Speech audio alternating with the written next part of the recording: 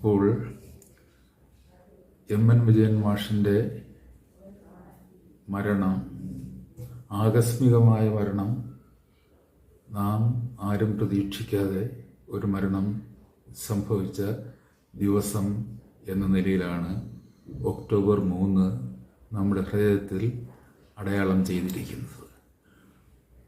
എന്തുകൊണ്ട് നാം മാഷിനെ അനുസ്മരിക്കുന്നു എന്നൊരു ചോദ്യം ഉദിക്കുമ്പോൾ, അനുസ്മരണം എന്ന് പറയുന്നത് കേവലം ഒരു ചടങ്ങല്ല, ഇപ്പോഴും നമ്മളെ സജീവമായി സ്പർശിച്ചുകൊണ്ടിരിക്കുന്ന നമ്മുടെ പരിസരത്തെ നമ്മളെ എങ്ങനെ കാണുവാൻ ശ്രമിക്കുന്നു എന്നതിൻ്റെ ഉത്തരം കൂടിയാണ് എൻ വിജയൻ മാഷ് അനുസ്മരണം.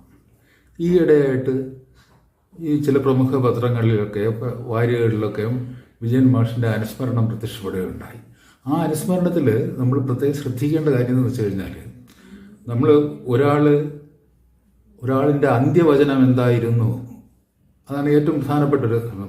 പോകാൻ നേരത്ത്, ഇവിടെ വിട്ടുപോകാൻ നേരത്ത്, നമ്മളെയൊക്കെ വിട്ടുപോകാൻ നേരത്ത് അദ്ദേഹം ലോകത്തിന് നൽകിയ സന്ദേശം എന്തായിരുന്നു, അവിടെ നിന്നാണ് അദ്ദേഹത്തെക്കുറിച്ചുള്ള അനുസ്മരണം ആരംഭിക്കേണ്ടത്. അങ്ങനെ ഒരു സന്ദേശം വളരെ കൃത്യമായി ഉണ്ടായിരുന്നു എന്നുള്ളത് കൊണ്ട് ആ സന്ദേശം ലോകത്തിന് മുന്നിൽ അവതരിപ്പിക്കുവാൻ വേണ്ടി അദ്ദേഹം വിളിച്ചു കൂട്ടിയ ഒരു പത്രസമ്മേളനത്തിൽ അദ്ദേഹം ആ സന്ദേശം ഈ ലോകത്തിന് നൽകിക്കൊണ്ടിരിക്കുന്ന ആ വേളയിലാണ് അദ്ദേഹം മരിച്ചു വീഴുന്നത്. നമ്മൾ അദ്ദേഹത്തെ അനുസ്മരിക്കുമ്പോൾ നമ്മുടെ പത്രക്കാർ, നമ്മുടെ ഈ പറയുന്ന ഈ സാംസ്കാരിക ലോകം, ബുദ്ധിജീവി ലോകം, ഈ രാഷ്ട്രീയ ലോകം, ഇവരൊക്കെ ഭയപ്പെടുന്നത് അദ്ദേഹത്തിൻ്റെ അന്തിമ സന്ദേശം എന്താണ് എന്ന് തന്നെയാണ്. അതുകൊണ്ട് അതിനെ തമസ്കരിച്ചുകൊണ്ട് നമുക്ക് എങ്ങനെ ഒരു വിജയൻ മാഷിനെ ഉൽപ്പാദിപ്പിക്കാൻ കഴിയും എന്നതിനെക്കുറിച്ചുള്ള അന്വേഷണത്തിലാണ് അവർ ഏർപ്പെട്ടിരുന്നത്. ഇപ്പോൾ വിജയൻ മാഷിൻ്റെ സമ്പൂർണ്ണ കൃതികളൊക്കെ പരിശോധിച്ചു കഴിഞ്ഞാൽ, മാഷ് പറഞ്ഞില്ലേ, മാഷ് ഒരു വലിയ യുദ്ധം നയിക്കുകയായിരുന്നുവെന്നും ആ യുദ്ധത്തിൻ്റെ അന്ത്യത്തിൽ അദ്ദേഹം മരിച്ചു വീഴുമ്പോൾ ആ യുദ്ധം അവസാനിക്കുന്നില്ല, ആ യുദ്ധത്തിൻ്റെ ഒരു ഘട്ടത്തിൽ അദ്ദേഹം മരിച്ചു വീഴുമ്പോൾ അദ്ദേഹം ലോകത്തിന് നൽകിയ സന്ദേശം എന്താണ് എന്നുള്ളത് ആരുടെയും പ്രശ്നമില്ല, അതിനെക്കുറിച്ച് അവർ സംസാരിക്കുന്നില്ല. ഇപ്പോൾ അദ്ദേഹത്തിൻ്റെ സമ്പൂർണ്ണ കൃതികൾ ഇവിടെ ചില പുസ്തക പ്രസാധകർ ഇറങ്ങിയിട്ടുണ്ട്. അതിലൊന്നും അദ്ദേഹത്തിൻ്റെ അവസാന വാക്കുകൾ എന്താണ്, അദ്ദേഹം എന്തിനെക്കുറിച്ചാണ് പറഞ്ഞുകൊണ്ടിരുന്നത്, നിരന്തരമായി പറഞ്ഞുകൊണ്ടിരുന്നതാണ്, വർഷങ്ങളായി അദ്ദേഹം പറഞ്ഞുകൊണ്ടിരുന്ന വസ്തുത എന്താണ്, അത് ഏത് ദിശയിലേക്കാണ് സഞ്ചരിക്കുന്നത്, ഇന്ത്യ എന്താണ്, എന്തായിരിക്കണം, എന്താവണം എന്നുള്ളതിനെക്കുറിച്ച് ഒരു കാഴ്ചപ്പാട്. നമ്മൾ ഈ ലോകം മാറിക്കൊണ്ടിരിക്കുകയാണ്. ലോകം മാറുമ്പോൾ നമ്മൾ വീണ്ടും ഒരു കൊളോണിയൽ ജനതയായിട്ട് മാറുകയാണോ എന്നുള്ള ഒരു കൃത്യമായ പരിശോധന നമുക്ക് ആവശ്യമാണ് എന്നുള്ള ഒരു സന്ദേശമാണ് അദ്ദേഹം നമുക്ക് നൽകിക്കൊണ്ടിരുന്നത്. അപ്പോൾ അതിൻ്റെ ആ രാഷ്ട്രീയ പരിസരത്ത് പൂർണ്ണമായും തമസ്കരിച്ചുകൊണ്ട് ഇപ്പോൾ അദ്ദേഹത്തിൻ്റെ പ്രസംഗത്തിന്, അദ്ദേഹത്തിൻ്റെ പ്രഭാഷണം എന്ന് പറയുന്നത് അനന്യമായിട്ടുള്ള, വേറെ എവിടെയും നമുക്ക് കാണാൻ കഴിയാത്ത തരത്തിലുള്ള ഒരു പ്രഭാഷണത്തിൻ്റെതായ അവസ്ഥയാണത്. അത് നമ്മളെ എങ്ങനെയാണ് സ്പർശിക്കുന്നത്, അത് നമ്മുടെ ചിന്തകളെ എങ്ങനെയാണ് സ്പർശിക്കുന്നത്, നമ്മുടെ വൈകാരിക ബോധത്തെ എങ്ങനെയാണ് സ്പർശിക്കുന്നത്, നമ്മുടെ കാലത്തെ എങ്ങനെയാണ് സ്പർശിക്കുന്നത് എന്നതൊക്കെ വളരെ പ്രധാനപ്പെട്ട കാര്യമാണ്. ഇങ്ങനെ ഒരാൾക്ക് സംസാരിക്കാനാവുമോ എന്നുള്ളത്, അതായത് ഒരുപക്ഷെ ഈ പറയുന്ന പോലെ, നമ്മൾ പറയുന്ന പോലെ ഒരു അന്തർജ്ഞാനത്തിൻ്റെതായിട്ടുള്ള വെളിപാടുകൾ എന്ന് തോന്നുന്ന കാര്യങ്ങളൊക്കെ വളരെ ലളിതമായിട്ട് നമ്മുടെ ആസന്ന പരിസരവുമായിട്ട് ബന്ധപ്പെടുത്തിക്കൊണ്ട് അത് പറയുമ്പോഴത്തേക്ക് ഒരു കണ്ടെത്തൽ കവിതയായി മാറുന്നു എന്നുള്ളതാണ് അദ്ദേഹത്തിൻ്റെ പ്രഭാഷണത്തിൻ്റെ സവിശേഷത. അതൊക്കെ വളരെ പ്രധാനം തന്നെയാണ്. അതിലൂടെ അദ്ദേഹത്തിൻ്റെ പ്രഭാഷണത്തിലൂടെ അദ്ദേഹം എന്താണ് പറഞ്ഞുകൊണ്ടിരുന്നത് എന്നുള്ളതിനെ കുറിച്ച് പറയില്ല, അതിൻ്റെ സാങ്കേതികമായിട്ടുള്ള ആ സൗന്ദര്യശാസ്ത്രം എന്തായിരുന്നു എന്നുള്ളതിനെ പറ്റിയൊക്കെയുള്ള അന്വേഷണത്തിൽ വരെ ഇപ്പോൾ എത്തിയിട്ടുണ്ട്. പണ്ട് അങ്ങനെയൊന്നും ചെയ്തിട്ടില്ല. പണ്ടൊക്കെ ചെയ്യുമ്പോഴത്തേക്ക് അദ്ദേഹം ഒരു ഫ്രോയിഡിയൻ ആയിരുന്നു എന്നുള്ളത് മാത്രം ഒതുങ്ങി നിന്നിരുന്ന ചർച്ചയാണ് ഉണ്ടായിരുന്നത്. പക്ഷേ ഇപ്പോഴും ഞാൻ പറഞ്ഞില്ല, ഇവിടുത്തെ ഒരു പ്രമുഖ വാരിക അദ്ദേഹത്തെക്കുറിച്ചൊരു അനുസ്മരണം എഴുതി. അതിൽ ഒന്ന് എന്നെ ഭയങ്കരമായിട്ട് സന്തോഷിപ്പിച്ച കാര്യം, ഒരു സ്റ്റേജിൽ വെച്ച് വിജയൻ മാഷിനെ ആക്രമിക്കാനായിട്ട് വളരെ സാഹസികമായി പാടുപെട്ടുകൊണ്ടിരുന്ന ഒരു എഴുത്തുകാരൻ എൻ്റെ മുന്നിൽ വെച്ചാണ്. വിജയൻ മാഷ് ആര്, ചുമ്മാ കുറേ പേരിങ്ങനെ എന്തോ വിജയൻ മാഷ് എന്ന് പറഞ്ഞുകൊണ്ടിരിക്കുന്നു എന്ന് എൻ്റെ മുന്നിൽ വെച്ച് പ്രസംഗിച്ചുകൊണ്ടിരുന്ന ഒരു എഴുത്തുകാരൻ. ശരിക്കും വിജയ മാഷിനെ പറ്റി വളരെ മനോഹരമായ ഒരു ലേഖനം എഴുതിയിരിക്കുകയാണ്. അപ്പോൾ അദ്ദേഹവും വിജയ മാഷ് എന്താണ് എന്നുള്ളത് പരിശോധിക്കുന്നത് അവസാനം അദ്ദേഹത്തിൻ്റെ പ്രഭാഷണങ്ങളിലേക്ക് എത്തുന്നതുകൊണ്ടാണ് പരിശോധിക്കുന്നത്. അവിടെ നിന്നുകൊണ്ട് അദ്ദേഹം അത് പരിശോധിച്ചിട്ട് വളരെ നന്നായിട്ട് വിജയ മാഷിനെ മനസ്സിലാക്കാൻ ശ്രമിക്കുന്നുണ്ട്. മറ്റേതല്ല, വിജയ മാഷിനെ എങ്ങനെ മനസ്സിലാക്കാതിരിക്കാം എന്നുള്ളതാണ് ഒരു അനുസ്മരണത്തിൻ്റെ ദൗത്യം എന്നുള്ള തരത്തിലാണ് ഇവിടെ അനുസ്മരണങ്ങൾ നടന്നുകൊണ്ടിരുന്നത്. ആ വാരികയുടെ പ്രധാനപ്പെട്ട ദൗത്യം അത് തന്നെയാണ്. വിജയ മാഷിൻ്റെ അനുസ്മരണത്തിൻ്റെ പേരിൽ അദ്ദേഹത്തിൻ്റെ നിലപാടുകളെ എങ്ങനെ തമസ്കരിക്കാൻ പറ്റും, എന്തായിരുന്നു അദ്ദേഹത്തിൻ്റെ നിലപാട്, ഓരോ ജീവിതത്തിൻ്റെ ഓരോ രംഗത്തിനെ അദ്ദേഹം എങ്ങനെയാണ് കണ്ടിരുന്നത്, അതിനെ തമസ്കരിക്കുക എന്ന ദൗത്യമാണ് അനുസ്മരണം എന്നൊരു ധാരണ നമ്മുടെ ഈ സമൂഹത്തിനുണ്ട്. അതായത് ഒരാളിനെ കുറേ സ്തുതിപാഠങ്ങൾ എഴുതി എന്നുള്ളത് കൊണ്ട് ഒരാൾ അനുസ്മരിക്കപ്പെടുന്നില്ല.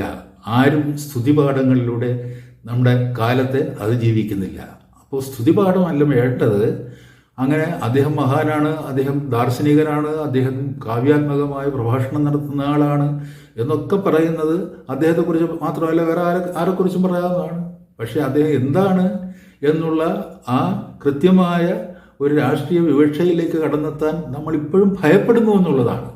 അതാണ് ഏറ്റവും പ്രസക്തമായിട്ടുള്ള കാര്യം. അതുകൊണ്ടാണ് ഞാൻ പറഞ്ഞത്, ഇപ്പോൾ നമ്മൾ ഈ 2024 ഒക്ടോബർ 3 എത്തി നിൽക്കുമ്പോൾ ഈ പറഞ്ഞതുപോലെ 2007 17 വർഷങ്ങൾക്ക് മുമ്പ് ഒരു മധ്യാഹ്ന സൂര്യനോട് സംവദിച്ചുകൊണ്ട് ഇതാണ് സത്യം എന്ന് പറഞ്ഞുകൊണ്ടിരുന്ന ഒരു മനുഷ്യൻ വിളിച്ചു പറഞ്ഞ സത്യം എന്താണ് എന്ന് ഭയപ്പാടില്ലാതെ നമുക്ക് ആ സന്ദേശത്തിലേക്ക് സഞ്ചരിക്കുവാൻ കഴിയുമോ എന്നുള്ളതാണ് നമ്മുടെ മുന്നിൽ അവശേഷിക്കുന്ന പ്രശ്നം. അതിന് നമുക്ക് കഴിയുകയില്ല എങ്കിലും നമ്മുടെ പരിസരം അത് വിളിച്ചു പറഞ്ഞുകൊണ്ടിരിക്കുക. അത് ഞാൻ വേറൊന്നും കൊണ്ട് പറയല്ല.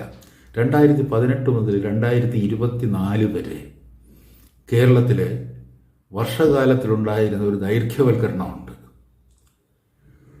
ആ ദൈർഘ്യവൽക്കരണം അസാധാരണമായിരുന്നു.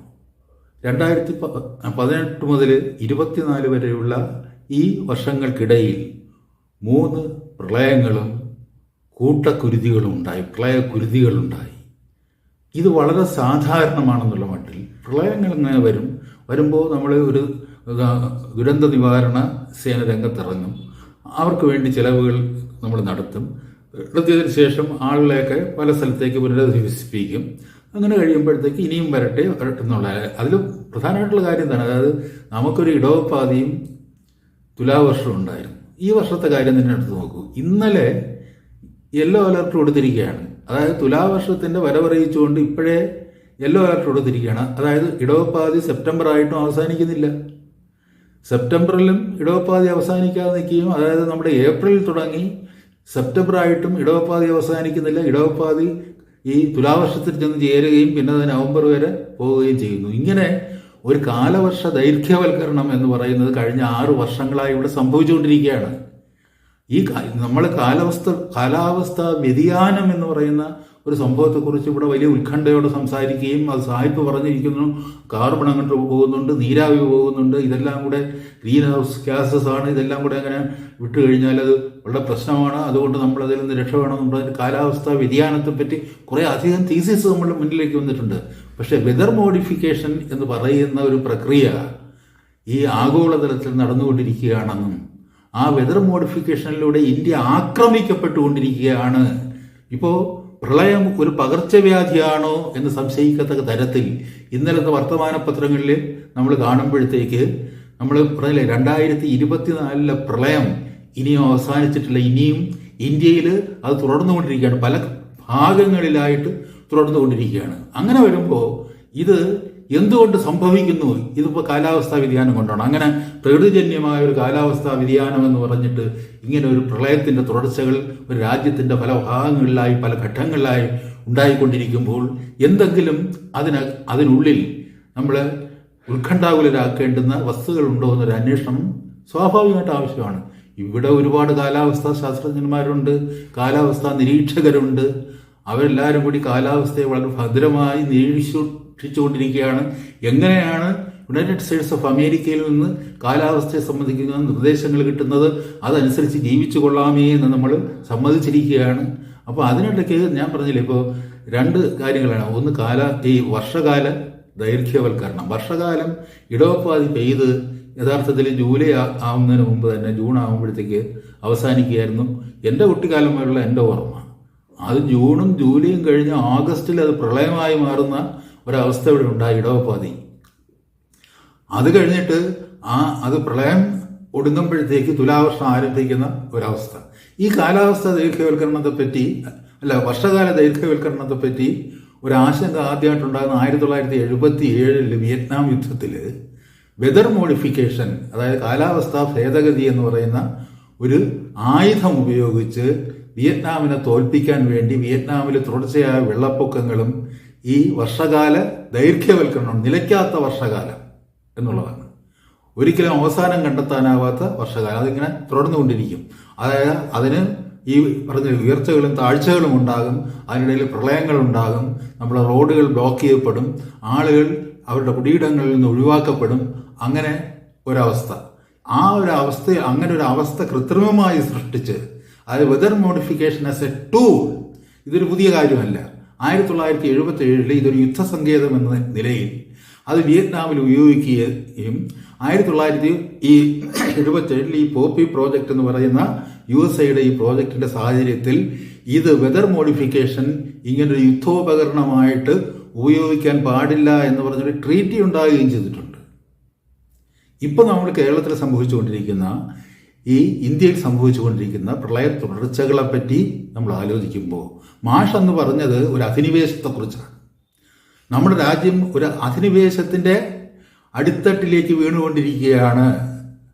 അപ്പോൾ അതിന് പലതരത്തിലുള്ള ആക്രമണ സന്നാഹങ്ങൾ ഉണ്ടാകാം. നിങ്ങൾക്ക് പണം തന്ന് എന്നിൽ നിന്ന് നിങ്ങൾ പണം കൈപ്പറ്റിയിട്ട് നിങ്ങൾ എൻ്റെ അടിമയായി കൊള്ളാമെന്നൊരു കരാർ എഴുതി തരുന്നു. എത്ര ദശകോടികളുടെ ഒരു അടിമ കരാറിലാണ് ഇന്ത്യ ഇന്ന് നിൽക്കുന്നത് നിങ്ങൾക്കറിയാം. നമ്മുടെ സംസ്ഥാനം എത്രത്തോളം കടപ്പെട്ടിരിക്കുന്നു എന്ന് അറിയാം. ആ സാമ്പത്തികമായ അധമർണവൽക്കരണത്തിലൂടെ ഒരു രാജ്യത്തെ, ഒരു സംസ്ഥാനത്തെ, ഒരു ജനതയെ നിങ്ങൾക്ക് തീർച്ചയായിട്ടും അടിമപ്പെടുത്താൻ കഴിയും. ആ അടിമപ്പെടുത്തലിനെതിരെയാണെന്ന് മാഷ് സംസാരിച്ചുകൊണ്ടിരുന്നത്. ഈ സാമ്പത്തികമായ അധിനിവേശത്തെക്കുറിച്ച് ധനകാര്യ ശക്തികൾ നമ്മുടെ രാജ്യത്തിലേക്ക് കടന്നുവന്ന് അവരുടെ ധനകാര്യ ശക്തി നമുക്ക് മേൽ പ്രയോഗിച്ച് നമ്മളെ കീഴ്പ്പെടുത്തിക്കൊണ്ടിരിക്കുകയാണ്. ധനകാര്യം ഒരായുധമാണ് എന്നും ആ ആയുധം നമ്മളെ അടിമപ്പെടുത്തുകയാണെന്നും നമ്മളൊരു കോളനിയായി, ഒരു ധനകാര്യ കോളനിയായിട്ട് മാറിക്കൊണ്ടിരിക്കുകയാണെന്നും അവരുടേതായിട്ടുള്ള ഏജന്റന്മാരെ നമ്മൾ അദാനിയെന്നോ അംബാനിയെന്നോ ഒക്കെ വിളിച്ച് പൂജിക്കും. അപ്പോൾ അത് വേറൊരു കാര്യം വെച്ച് കഴിഞ്ഞാൽ അവർക്ക് അവരുടേതായ കർത്തവ്യം നിർവഹിക്കുന്നതിന് അരിനിൽക്കുന്നവർക്ക് നമുക്കിപ്പോൾ വിഴിഞ്ഞത്തിൻ്റെ കാര്യം തന്നെ എടുക്കാം. വിഴിഞ്ഞം ആരുടേതാണ് എന്നൊരു ചോദ്യം ഇപ്പോൾ നമ്മുടെ കയ്യിലുണ്ട്. വിഴിഞ്ഞത്തെ കടലോരവും വിഴിഞ്ഞത്തെ തുറമുഖവും ആരുടെ കൈകളിൽ എത്തിച്ചേർന്നിരിക്കുന്നു എന്നുള്ളത് വളരെ കൃത്യമായ ചോദ്യമാണ്.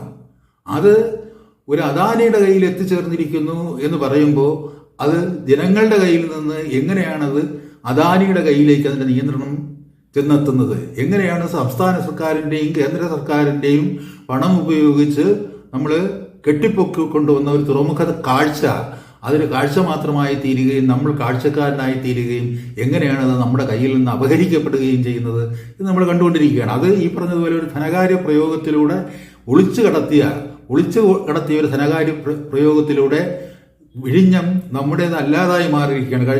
വരുന്ന 20 വർഷത്തേക്ക് വിഴിഞ്ഞത്തിൽ നിന്ന് എന്തെങ്കിലും ഒരു ഗുണഫലം ഉണ്ടാവുമെങ്കിൽ ആ ഗുണഫലം ഒരു ബിസിനസ് സ്ഥാപനത്തിനുള്ളതാണ്, ഒരു സ്വകാര്യ ബിസിനസ് സ്ഥാപനത്തിനുള്ളതാണ്, അത് കേരളത്തിലെ ജനങ്ങൾക്കുള്ളതല്ല എന്ന കരാറിൽ ഒപ്പുവെച്ചുകൊണ്ട് നമ്മൾ എന്തിനങ്ങനെ ഒരു ഇതിലേക്ക് പോകുന്നു? 20 വർഷം കഴിഞ്ഞ് എന്ത് സംഭവിക്കുമെന്ന് എനിക്കോ നിങ്ങൾക്കോ പറയാനാവില്ല. അത് വേറൊരു കാര്യമാണ്. അപ്പം അത് ഈ പറയുന്ന ഈ സാമ്പത്തിക അടിമവൽക്കരണത്തിനെതിരെയാണ് മാഷ് ഏറ്റവും ഒടുവിൽ സംസാരിച്ചുകൊണ്ടിരുന്നത്. അത് മാഷ് അത് പറയാനായിട്ട് പറഞ്ഞ പാഠം വളരെ രൂക്ഷമായ ഭാഷ ഉപയോഗിച്ചാണ് ഇത് സംസാരിച്ചുകൊണ്ടിരുന്നത് എന്നൊരു വലിയൊരു ആക്ഷേപം ഉയർന്നപ്പോൾ മാഷ് അതിന് കൊടുത്ത മറുപടി, മനോരമയിൽ ഒരു ആങ്കർ ചെയ്യുന്ന ഒരു ചെറുപ്പക്കാരൻ്റെ ചോദ്യം ചോദിക്കുന്നു, പാഠത്തിൻ്റെ ഭാഷയെക്കുറിച്ച് വലിയ ആക്ഷേപങ്ങളുണ്ടല്ലോ. അതിപ്പോൾ പിണറായി വിജയൻ്റെ ഭാഷയെക്കുറിച്ചോ അൻവറിൻ്റെ ഭാഷയെക്കുറിച്ചോ ഇപ്പോൾ അൻവർ ജയശങ്കറിനെ കുറിച്ച് പറഞ്ഞ ഭാഷയെക്കുറിച്ചോ പിണറായി വിജയൻ ഈ പറഞ്ഞില്ലേ ആരുടെയൊക്കെ DNA പരിശോധിക്കണമെന്ന് പറഞ്ഞപ്പോൾ അതിനെ പിന്തുണച്ചുകൊണ്ട് പറഞ്ഞ ഭാഷയെ പറ്റിയൊന്നും നമ്മൾ പരിശോധിക്കേണ്ട കാര്യമില്ല. അത് പരിശോധിച്ചിട്ട് കാര്യമില്ല. കാര്യം കഴിഞ്ഞാൽ അത് നികൃഷ്ട ജീവി എന്ന് വിളിച്ചാലും മണ്ഡലി എന്ന് വിളിച്ചാലും അതൊക്കെ നമ്മുടെ ഭരണാധികാരികൾക്ക് അനുയോജ്യമായിട്ടുള്ള ഒരു ഭാഷയാണ്. അതിൽ ഇപ്പം നമ്മൾ ആരും അതിനെപ്പറ്റി പരാതിപ്പെടുകയല്ല. പക്ഷേ പാഠം എന്തുകൊണ്ട് അതിരൂക്ഷമായ ഒരു ഭാഷ പ്രയോഗിക്കുന്നു? അത് നമ്മുടെ ഈ പറഞ്ഞില്ലേ നമ്മുടെ ഒരു ഒരു പൊതുവിനിമയത്തിന് ഇണങ്ങുന്ന ഭാഷയാണോ എന്നൊക്കെ ഒരു ചോദ്യം ഒന്ന് ഉയർത്തിക്കൊണ്ടുവരികയുണ്ടായി. എന്നിട്ട് മാതൃഭൂമി വാരിക അതിൻ്റെ കവർ പേജിൽ പാഠം അശ്ലീലമാണ് എന്നും പറഞ്ഞ് കവർ പേജിൽ എഴുതി വെച്ച്, എന്നിട്ട് അത് കഴിഞ്ഞിട്ടാണ് പിന്നെ ആ ഒരു പയ്യൻ്റെ നോവൽ അതിൽ പ്രസിദ്ധീകരിച്ചപ്പോൾ അത് അശ്ലീലമാണെന്നും പറഞ്ഞ് പിൻവലിക്കുകയും പിന്നെ ആ അശ്ലീലം ഉടനെ തന്നെ ഇവിടുത്തെ ഒരു പുസ്തക പ്രസാധകൻ എടുത്തുകൊണ്ടുപോയി അടിച്ചു വിറ്റ് കാശുണ്ടാക്കുകയൊക്കെ ചെയ്തത്. അപ്പോൾ നമ്മൾ ഏതാണ് ശ്ലീലം ഏതാണ് അശ്ലീലം എന്നുള്ള ഒരു വാദപ്രതിവാദത്തിലേക്ക് കടക്കുകയല്ല. നിങ്ങൾ ഒരു പറഞ്ഞില്ലേ, നിങ്ങൾക്ക് ഒന്നും പറയാനില്ലാതാവുമ്പോൾ നിങ്ങൾ ഭാഷയെ അധിക്ഷേപിക്കുന്നു, പറയുന്നത് രൂക്ഷമായ ഭാഷയെ മാഷ് പറയുന്നത് പഞ്ച് ഉണ്ടാകണം എന്നാണ് മാഷ് അത് പാഠം ഓരോലൊക്കെ പറയുന്നത്. അതിൻ്റെ ആ പഞ്ചിന് ഒരിക്കലും ഒരു ബലക്ഷയം സംഭവിക്കാൻ, ഒരു പ്രഹരശേഷിക്ക് ഒരിക്കലും ബലക്ഷയം സംഭവിക്കരുത് എന്ന് മാഷ് നിരന്തരമായി പറഞ്ഞുകൊണ്ട് ആ തരത്തിൽ ശക്തമായി തന്നെ ഇടിക്കണം. എന്നിട്ട് പറഞ്ഞതെന്ന് വെച്ചാൽ പാഠമില്ലാതായി തീർന്നാലും ആ ഇടിമുഴക്കം ഇവിടെ തന്നെ നിലനിൽക്കും. ഇപ്പോൾ പാഠം നിലനിൽക്കുകയില്ല എന്ന് നമുക്കറിയാമായിരുന്നു. കുറേ ലക്കങ്ങൾ കഴിയുമ്പോഴത്തേക്ക് ഇല്ലാതായി തീരുമെന്ന് പറയുന്നത് മാഷുണ്ടായിരുന്നാൽ പോലും നമുക്കത് മുന്നോട്ട് കൊണ്ടുപോകാൻ കഴിയാത്ത സാഹചര്യമാണ്. ആ തരത്തിലുള്ള ഒരു ആക്രമണ സന്നാഹം അതിനെതിരെ ഉണ്ടായിരുന്നു. അതിലൊന്നും നമുക്ക് പരാതിയൊന്നുമില്ല. ഇപ്പോൾ നമ്മൾ തീർച്ചയായിട്ടും ഒരു യുദ്ധകളത്തിലെത്തുമ്പോൾ നമ്മളെ ആക്രമിക്കാനായിട്ട് ആളുകളെത്തും. ഇപ്പോൾ മാഷിന് തന്നെ ദിവസവും കിട്ടിക്കൊണ്ടിരുന്ന ഈ മരണത്തിൻ്റെ ചിഹ്നങ്ങൾ മാഷ് പറയുന്ന സയൻസ് ഓഫ് ഡെത്ത് എന്നാണ് പറയുന്നത്. ഒരു കാർഡ് എൻ്റെ കയ്യിലെടുത്ത് കൊണ്ടുവന്നത് ഇത് പറഞ്ഞില്ലേ വരാനിരിക്കുന്ന ഒരു മരണത്തിൻ്റെ ചിഹ്നമാണ് എന്നും പറഞ്ഞാണ് കൊണ്ട് കാണിക്കുന്നത്. മാഷിന്റെ ശരീരത്തിന് മരണത്തിന്റെ ചിഹ്നങ്ങൾ ഓരോ അവയവങ്ങളും കൊടുത്തുകൊണ്ടിരിക്കുമ്പോഴാണ് അതിന് പുറമെ ഈ തരത്തിലുള്ള മരണത്തിന്റെ ചിഹ്നങ്ങൾ മാഷിന്റെ ഈ തപാലിൽ കുന്നുകൂടിക്കൊണ്ടിരിക്കുന്ന ഒരു സാഹചര്യമായിരുന്നു. മാഷ് അതിന് ഭയപ്പെട്ടിരുന്നില്ല. മാഷ് അപ്പോൾ കുറെ കൂടി യൗവനയുക്തനായി തീരുകയായിരുന്നു. അതുകൊണ്ടാണ് ഈ അവസാന നിമിഷം അവിടെ കോടതിയിൽ വന്ന് ഇത് കേൾക്കാനും അതുപോലെ തന്നെ എല്ലാ ദിവസവും ഇവിടെ വന്ന് കേസ് അറ്റൻഡ് ചെയ്യാനും മാഷിന് താല്പര്യം ഉണ്ടായിരുന്നു. നമ്മുടെ വാദിഭാവം വക്കീൽ പറഞ്ഞതെന്ന് വെച്ച് കഴിഞ്ഞാൽ, ഇപ്പോൾ കോടതി പറഞ്ഞു ഇത്രയ്ക്ക് ശാരീരികമായ ആവശ്യതകളും രോഗപീഡനങ്ങളും ഒക്കെ അനുഭവിക്കുന്ന വിജയൻ മാഷ് എല്ലാ ദിവസവും കേസ് വിളിക്കുന്ന എല്ലാ ദിവസവും പ്രതിസ്ഥാനത്ത് അവിടെ ഒന്ന് കോടതി നിൽക്കേണ്ട കാര്യമില്ല എന്ന് ഒരു തീരുമാനത്തിലെത്തി. പക്ഷേ ഫൈനൽ ആർഗ്യുമെന്റിൽ നമ്മുടെ വാദിഭാഗം വക്കീല്, ശാസ്ത്ര സാഹിത്യ പരിഷത്തിന്റെ വക്കീൽ എന്ന് പറയുന്നത് ഈ മനുഷ്യന് യാതൊരു തരത്തിലുള്ള കാരുണ്യവും അർഹിക്കുന്നില്ല എന്നാണ്. ഈ മനുഷ്യന് യാതൊരു വിധത്തിലുള്ള കാരുണ്യവും അർഹിക്കുന്നില്ല എന്ന് വെച്ച് കഴിഞ്ഞാൽ ഈ മനുഷ്യന് കാര്യങ്ങൾ അറിയാവുന്ന ഒരാളാണ്. അദ്ദേഹം അങ്ങനെ ആരെയും അപകീർത്തിപ്പെടുത്താൻ പാടില്ല. അങ്ങനെ അപകീർത്തിപ്പെടുത്തുക എന്ന് പറയുന്ന ഗർഹണീയമായ ഒരു അപരാധം ചെയ്ത ഒരു കാരുണ്യവും അർഹിക്കാത്ത ഒരു മനുഷ്യനാണ് ഇദ്ദേഹം.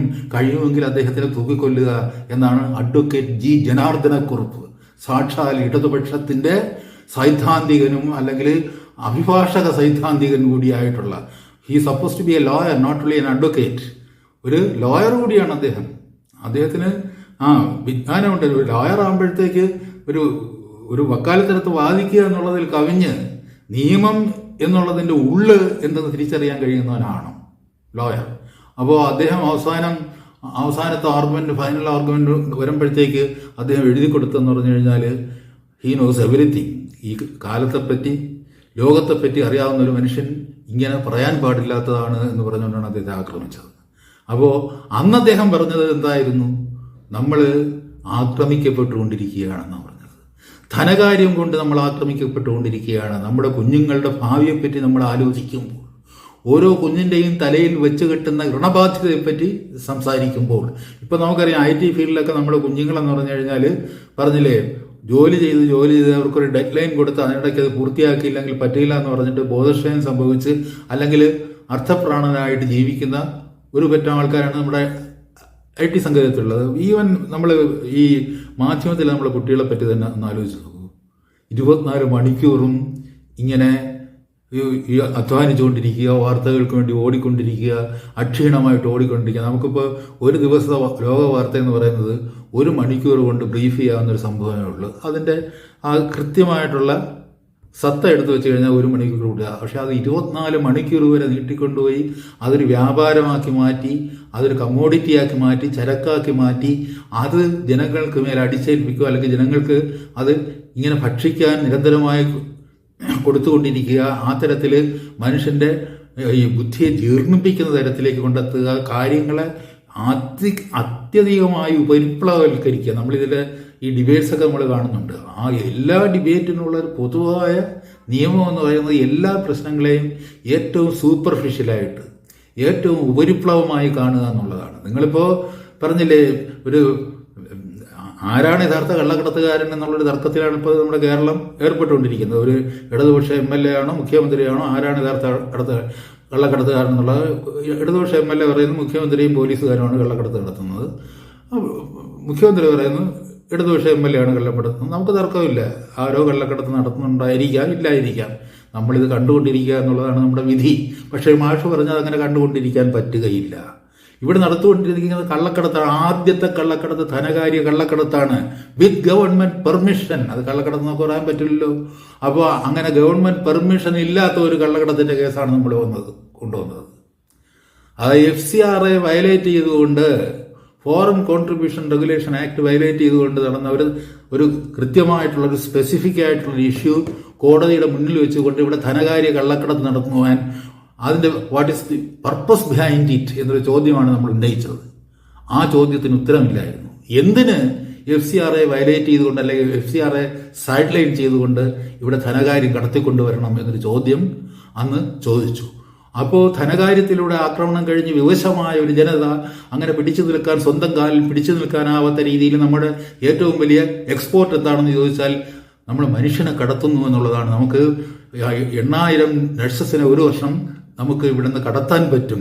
അതാണ് കേരളത്തിന്റെ ഇന്നത്തെ അവസ്ഥ എന്ന് നമ്മുടെ മുഖ്യമന്ത്രി അവകാശപ്പെടുമ്പോൾ മനുഷ്യക്കള്ളക്കടത്ത്, ഹ്യൂമൻ ലേബറിനെ നമ്മൾ കടത്ത് ചെയ്യുകയാണ്. അത് കള്ളക്കടത്തല്ല, നേരായ കടത്ത് തന്നെയാണ്. അപ്പോൾ വിൽക്കുന്നതിന് പകരം നമ്മൾ മനുഷ്യനെ കടത്തുകയാണ്. മനുഷ്യക്കടത്ത് ഏറ്റവും കൂടുതൽ ഉള്ള ഒരു സംസ്ഥാനമായിട്ട് നമ്മൾ മാറുകയാണ്. അതാണ് നമ്മുടെ സംസ്ഥാനത്തിന്റെ വികസനം എന്ന് നമ്മൾ പറയും. പിന്നെ ആർക്ക് വേണ്ടിയാണ് ഈ പറഞ്ഞതുപോലെ കേരളയിലും ഈ റോഡ് വികസനവും കൊണ്ടുവരുന്നത് എനിക്ക് അറിഞ്ഞില്ല. നമ്മുടെ കുട്ടികളെ മുഴുവനും പല ഭാഗത്തായിട്ട് ഇങ്ങനെ കടത്തി കൊണ്ടുപോയി ഇവിടെ മനുഷ്യരുണ്ടോ ഇല്ലയോ എന്ന് തിരിച്ചറിയാനാവാത്തൊരവസ്ഥയിലേക്ക്, ഒരു ശൂന്യതയിലേക്ക് നമ്മൾ സഞ്ചരിച്ചുകൊണ്ടിരിക്കുകയാണ്. എന്തുകൊണ്ടാണ് ഈ അവസ്ഥ ഉണ്ടാകുന്നത്? ഇങ്ങനെ കടത്തിക്കൊണ്ടുപോവുക, അടിമപ്പണി ചെയ്യിക്കുക, 24 മണിക്കൂറും കുട്ടികളെ കൊണ്ട് പണിയെടുപ്പിക്കുക, ആ തരത്തിൽ ഈ പറഞ്ഞില്ലേ ഒരു ഒരു ഒരു റിപ്രഷന്റെ രൂപത്തിലെത്തുന്ന ഒരു വളരെ കൃത്യമായിട്ടുള്ള സൈക്കോളജിക്കൽ ആൻഡ് ഫിസിക്കൽ എന്ന് പറയുന്ന രണ്ടർത്ഥത്തിലുമുള്ള റിപ്രഷന്റെ രൂപത്തിൽ ലേബർ മാറിക്കൊണ്ടിരിക്കുകയാണ്, അധ്വാനം മാറിക്കൊണ്ടിരിക്കുകയാണ്. അങ്ങനെ അധ്വാനം മാറിക്കൊണ്ടിരിക്കുന്ന ഒരു സാഹചര്യം എന്തുകൊണ്ട് ഇന്ത്യയിൽ ഉണ്ടായി എന്നുള്ളതിനെ പറ്റിയുള്ളൊരു അന്വേഷണം, ആ അന്വേഷണത്തിന്റെ എന്ന് നമുക്ക് കിട്ടുന്ന ഉത്തരം ഇവിടെ ഒരു അധിനിവേശം സംഭവിച്ചുകൊണ്ടിരിക്കുകയാണ്. ഈ അധിനിവേശത്തിനെതിരെയുള്ളൊരു പോരാട്ടമാണ് എന്ന് പറഞ്ഞുകൊണ്ടാണ് മാഷ് രംഗത്തേക്ക് വന്നത്. അപ്പോൾ ആ അധിനിവേശ വിരുദ്ധ രാഷ്ട്രീയം എന്ന് പറയുന്ന ആ ഒരു രാഷ്ട്രീയത്തെ പറ്റി ഇവിടെ ഈ അനുസ്മരിക്കുന്ന ഏതെങ്കിലും ഒരു ബുദ്ധിജീവി സംസാരിച്ച് നിങ്ങൾ കേട്ടിട്ടുണ്ടോ? അധിനിവേശം എന്നൊരു വാക്ക് നിങ്ങൾ കേട്ടിട്ടുണ്ടോ? ഒരു കോളനൈസേഷൻ ഇവിടെ സംഭവിക്കുകയാണ് എന്ന് പറഞ്ഞതിനെ പറ്റി നിങ്ങൾ കേട്ടിട്ടുണ്ടോ? കേട്ടിട്ടില്ല. നമ്മൾ ആരും കേട്ടിട്ടില്ല. ഇപ്പൊ അത് കഴിഞ്ഞിട്ട് ഞാൻ ഈ പറഞ്ഞതുപോലെ ഇപ്പൊ വിയറ്റ്നാം യുദ്ധത്തിൽ ഓപ്പറേഷൻ പോപ്പി എന്ന് പറയുന്ന അതിനെ സംബന്ധിച്ചൊരു കരാറുണ്ടാക്കുമ്പോഴത്തേക്ക് അത് ഹ്യൂമാനിറ്റേറിയൻ ആയിട്ടുള്ള ഒരു യുദ്ധോപകരണമല്ല വെതർ മോഡിഫിക്കേഷൻ. അതുകൊണ്ട് വെതർ മോഡിഫിക്കേഷൻ ഒരു യുദ്ധതന്ത്രമായിട്ട്, യുദ്ധോപകരണമായിട്ട് ഉപയോഗിക്കരുത് എന്ന് 1977 ഒരു ട്രീറ്റി ഉണ്ടാകുന്നുണ്ട് വിയറ്റ്നാം യുദ്ധകാലത്ത്. അപ്പോൾ ആ ട്രീറ്റിയിൽ അതിൻ്റെ കണ്ടന്റ് എന്താണെന്ന് നമ്മൾ പഠിച്ചിട്ട് ഇന്ന് ഇന്ത്യയിൽ എന്ത് സംഭവിക്കുന്നു എന്ന് ചോദിക്കുകയാണെങ്കിൽ, ഞാൻ പറഞ്ഞില്ലേ കോവിഡ് വന്നു കഴിഞ്ഞപ്പോഴത്തേക്ക് കോവിഡ് ഒരു വലിയ കള്ളക്കഥയിൽ അല്പം നേര് മാത്രം ഉണ്ടായിരുന്ന കാര്യമാണ്.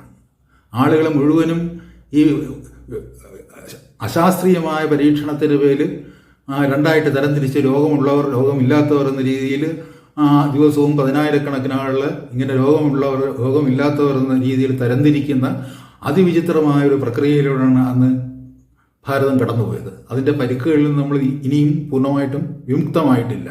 അത് വേറൊരു തരത്തിൽ നമ്മളെ ലോക്ക്ഡൗൺ ചെയ്യാൻ വേണ്ടിയുള്ള, നമ്മളെ അടച്ചുപൂട്ടുവാൻ വേണ്ടിയുള്ള, നമുക്ക് ഒരു പൊതുജീവിതം ഇല്ലാതാക്കാൻ വേണ്ടിയുള്ള ഒരു താൽക്കാലിക പരിശ്രമമായിരുന്നു. അതിൽ നിന്ന് കൊള്ളലാഭം ഉണ്ടാക്കിയ കക്ഷികളുണ്ട്. അതിൻ്റെ ആക്രമണം കഴിഞ്ഞു. അത് കഴിഞ്ഞിട്ട് ഇപ്പോൾ ആ പകർച്ചവ്യാധി പോയതിനു ശേഷം വെള്ളപ്പൊക്കം എന്ന് പറഞ്ഞ പകർച്ചവ്യാധി ഇന്ത്യയിൽ ഉടനീളം സംഭവിച്ചുകൊണ്ടിരിക്കുകയാണ്. ഇത് ഒരു സംസ്ഥാനത്തോ 2 സംസ്ഥാനത്തോ ഉണ്ടായി, അതിങ്ങനെ ഉണ്ടായി യാദൃശ്യമായിട്ടുണ്ടാകുന്ന വെള്ളപ്പൊക്കങ്ങൾ, പ്രതിജന്യമായിട്ടുള്ള വെള്ളപ്പൊക്കം ഉണ്ട്. അത് തന്നെയാണോ എന്നുള്ള സംശയം ആദ്യം ഉന്നയിച്ചത് കെ. ചന്ദ്രശേഖര റാവു KCR എന്ന് പറയുന്ന തെലങ്കാനയുടെ ചീഫ് മിനിസ്റ്ററാണ് പറഞ്ഞത്. ഇത് നമുക്കെതിരെയുള്ള ശക്തികൾ വെതർ മോഡിഫിക്കേഷനിലൂടെ നമ്മളെ ആക്രമിച്ചുകൊണ്ടാണോ തെലങ്കാനയിലും ആന്ധ്രയിലുമൊക്കെ ഇങ്ങനെ വെള്ളപ്പൊക്കം ഉണ്ടാകുന്നത് എന്ന് പരിശോധിക്കണം. അദ്ദേഹം പാകിസ്ഥാനെയും ചൈനയൊക്കെയാണ് സംശയിച്ചത്. പക്ഷേ ഇവിടെ വെതർ മോഡിഫിക്കേഷൻ നടത്തുന്ന പാകിസ്ഥാനും ചൈനയൊന്നുമല്ല.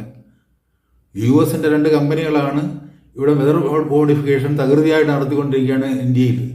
അത് അംഗീകരിക്കുന്ന, അതിൽ സുതാര്യതയോടെ നടത്തിയ ഒരു സംസ്ഥാനം എന്ന് പറയുന്നത് കർണാടകമാണ്. അവിടെ അതിനെതിരെ റെസിസ്റ്റൻസ് ഉണ്ടായി. വെതർ മോഡിഫിക്കേഷൻ നടത്തുമ്പോൾ അതിനെതിരെ റെസിസ്റ്റൻസ് ഉണ്ടായി. അതുകൊണ്ട് വെള്ളപ്പൊക്കം അവർ ഒരു പരിധിവരെ തടഞ്ഞു നിർത്താൻ ആ റെസിസ്റ്റൻസ് നടന്നു. മറ്റു പലയിടത്തും ഇത് അനധികൃതമായി നടത്തുകയാണ്.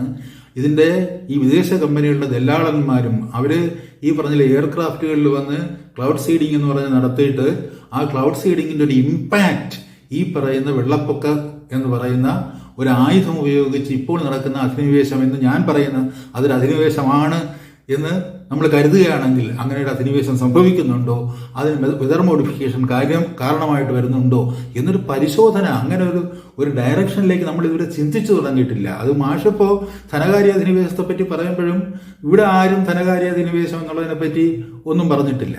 അധിനിവേശം എന്നൊക്കെ പറയുന്ന വാക്ക് കൊണ്ടേ പറയാം, നമ്മളെ കോളനിയാണ്, മറ്റേതാണ് ബുദ്ധിപരമായ കോളനിയാണെന്നൊക്കെ പറയും. പക്ഷെ കോൺക്രീറ്റ് ആയിട്ട് ഇത് ചൂണ്ടിക്കാട്ടിക്കൊണ്ട് ഇവരൊക്കെയാണ് ഇത് കൊണ്ടുവരുന്നത്, ഇവരൊക്കെയാണ് ഇതിൻ്റെ ആൾക്കാർ എന്ന് മാഷ് അന്ന് പറയുകയായിരുന്നു. അത് ഇപ്പോൾ അതിന് മറ്റൊരു വളരെ അക്രമാസക്തമായ മുഖം പ്രദർശിപ്പിച്ചുകൊണ്ടിരിക്കും. കേരളം അതിൻ്റെ മാപ്പ് സാക്ഷിയോ അതിൻ്റെ ഇരയോ ആയി മാറിക്കഴിഞ്ഞിരിക്കുന്നു എന്നാണ് ഞാൻ പറഞ്ഞത്. കേരളം മാത്രമല്ല, ഇപ്പോൾ ഉത്തരാഖണ്ഡിൽ 2013 6000 പേര് അപമൃത്യു വരിച്ച ഒരു പ്രളയം ഉണ്ടായിട്ടുണ്ട്. അതിനുശേഷം പിന്നീട് വരുന്ന പ്രളയങ്ങളിൽ 2017 മുതൽ ഇങ്ങോട്ട് വരുമ്പോഴത്തേക്ക് ഏറ്റവും വലിയ പ്രളയം നടന്ന ഒരു സംസ്ഥാനം എന്ന് പറയുന്നത് തുടർച്ചയായിട്ട് അതിവർഷം എന്ന് ഞാൻ പറയും. അതിവർഷമല്ല, അതിവർഷം എന്ന് പറയുന്നത് ഒരു കൂടുതൽ മഴ പെയ്യുക എന്നുള്ളതാണ്. അതിവർഷം എന്ന് പറഞ്ഞു കഴിഞ്ഞാൽ കാലം തന്നെ എക്സ്റ്റെൻഡ് ചെയ്തുകൊണ്ട്, വർഷകാലം തന്നെ എക്സ്റ്റെൻഡ് ചെയ്തുകൊണ്ട്, ആ കാലത്തിനെ തന്നെ മാറ്റിമറിച്ചുകൊണ്ട്, കാലക്രമത്തെ തന്നെ മാറ്റിമറിച്ചുകൊണ്ടുള്ള ഒരു വലിയ അക്രമം കേരളത്തിൽ സംഭവിച്ചുകൊണ്ടിരിക്കുകയാണ്. കഴിഞ്ഞ ഈ 2018 മുതൽ 24 വരെ ഇത് നമ്മൾ ആരും അറിയുന്നില്ല എന്നുള്ളതാണ് പ്രധാനപ്പെട്ട വസ്തുത. അപ്പോൾ മാഷ് അന്ന് സംസാരിച്ചത് ഒരു അധിനിവേശത്തെക്കുറിച്ചാണ്.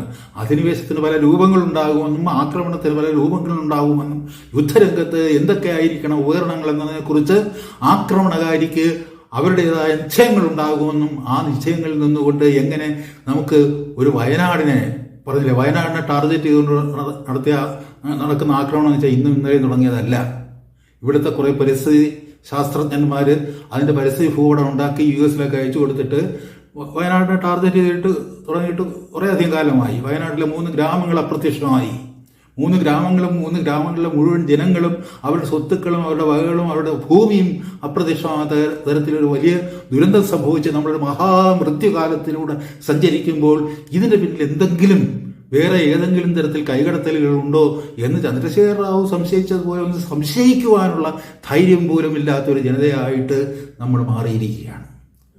അതുകൊണ്ടാണ് മാഷിനെ അനുസ്മരിക്കുമ്പോൾ ഈ സംശയിക്കുക എന്ന് പറയുന്നത് നമ്മൾ പാരനോയ്ക്ക് ആയതുകൊണ്ടതല്ല. അതിപ്പോൾ പുതിയ ഈ ഡെലൂസ് ആൻഡ് ഗത്താരി ഒക്കെ പറഞ്ഞുകൊണ്ട് വരുമ്പോഴത്തേക്ക് അത് പാരനോയ, സിസോഫ്രേനിയ വരെയുള്ള ഒരു ലെങ്താണ് ഈ ജീവിതം എന്നൊക്കെ പറഞ്ഞുകൊണ്ട് നമ്മൾ സ്കിസോഫ്രേനിയയിലെത്തുമ്പോൾ നമ്മൾ റവല്യൂഷണറി ആകും എന്നൊക്കെ പറയുന്ന തീയസ് ഒക്കെ വരുന്ന കാലമാണ്. അത് പാരനോയിക്ക് എന്നുള്ള അർത്ഥത്തിലല്ല, എന്തിനേയും സംശയിക്കുക എന്നുള്ള അർത്ഥത്തിലല്ല. നമുക്ക് ഒരു എൻവയോൺമെന്റൽ എവിഡൻസ് ഉണ്ടാകുക, നമുക്ക് ഒരു എംപിരിക്കൽ എവിഡൻസ് ഉണ്ടാകുക, നമ്മൾ ദൃക്സാക്ഷിയാകാൻ കഴിയാത്ത രീതിയിൽ ജനങ്ങൾ ഭരണകൂടത്തിൽ നിന്ന് അന്യവൽക്കരിക്കപ്പെട്ടുകൊണ്ടിരിക്കുമ്പോൾ ഭരണകൂടത്തിന്റെ ഈ പറഞ്ഞ അന്തഃപുരങ്ങളിൽ നടക്കുന്ന കരാറുകൾ എന്താണ് എന്നുള്ളതിനെക്കുറിച്ച് പിന്നീട് നമ്മൾ ED വരുന്നു അല്ലെങ്കിൽ വേറെ ആരെങ്കിലും വരുമ്പോഴാണ് ഭരണത്തിന്റെ അന്തഃപുരത്തിൽ നടത്തുന്ന കരാറുകൾ. ഒരു സ്പ്രിംഗ്ലർ കരാർ ഉണ്ടാകുന്നു, ഒരു സ്പേസ് പാർക്ക് മാനേജർ അപ്പോയിന്റ്മെന്റ് ഇവിടെ ഉണ്ടാകുന്നു, പിന്നെ അത് കഴിഞ്ഞതിന് ശേഷം വേറെ ചില കാര്യങ്ങൾ വെളിപ്പെടുന്നുണ്ട്. അപ്പോൾ അവിടെ എന്തൊക്കെയോ പറഞ്ഞില്ലേ, നമ്മൾ ഭരണകർത്താക്കളും വേറെ ചില പ്രമാണിമാരും തമ്മിൽ ചില കരാറുകൾ, ദേശീയവും അന്തർദേശീയവുമായിട്ടുള്ള ചില കരാറുകൾ ഉണ്ടാകുകയാണെന്ന്. ഈ കരാറുകൾ നമ്മളെങ്ങനെ ബാധിക്കുന്നു എന്നുള്ളതിനെ കുറിച്ച് നമ്മൾ അന്വേഷിക്കുന്നില്ല. അവിടെ ആർക്കെങ്കിലും കുറച്ച് പണം കൂടുതൽ കിട്ടുന്നു, അല്ലെങ്കിൽ ആരെങ്കിലും ഇപ്പോൾ ഒരാൾക്ക് 72 കോടി അയാളുടെ അക്കൗണ്ട് വരുന്നത് അത് ഒരു പ്രശ്നമല്ല, ആരായാലും അതല്ല പ്രശ്നം. അതല്ല പ്രശ്നം. ആ കരാറുകളിലൂടെ നമ്മുടെ എക്കോണമി എങ്ങനെ അണ്ടർമൈൻ ചെയ്യപ്പെടുന്നു, നമ്മുടെ ജനറൽ എക്കോണമി ഈസ് അണ്ടർമൈൻഡ് എന്നുള്ളതാണ്. അത് ഇതിന്റെ മറ്റൊരു മുഖമാണ്. അത് കരിമണലിന്റെ കാര്യത്തിലായാലും ശരി തന്നെ, ഈ പറഞ്ഞതുപോലെ വെള്ളപ്പൊക്കത്തിന്റെ കാര്യത്തിലായാലും ശുദ്ധമായ ധനകാര്യത്തിന്റെ കാര്യത്തിലായാലും അതൊക്കെ ഈ നമ്മുടെ എക്കോണമി എന്ന് പറയുന്നത് നമ്മുടെ അസ്തിത്വമാണ്.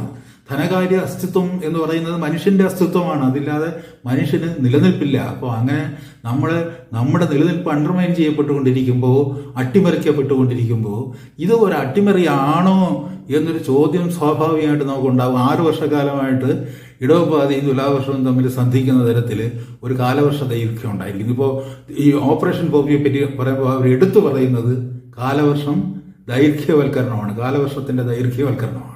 ഇത് അസാധാരണമല്ലേ? ഇപ്പോൾ ഒരു വർഷം അങ്ങനെ സംഭവിക്കാം. ഇപ്പോൾ ഉദാഹരണത്തിന് 1924 നടന്ന 99 വെള്ളപ്പൊക്കത്തിലാണ് ഈ തരത്തിൽ ജൂലൈ മാസം വരെ ഇടവപ്പാത നീണ്ടുപോയത്.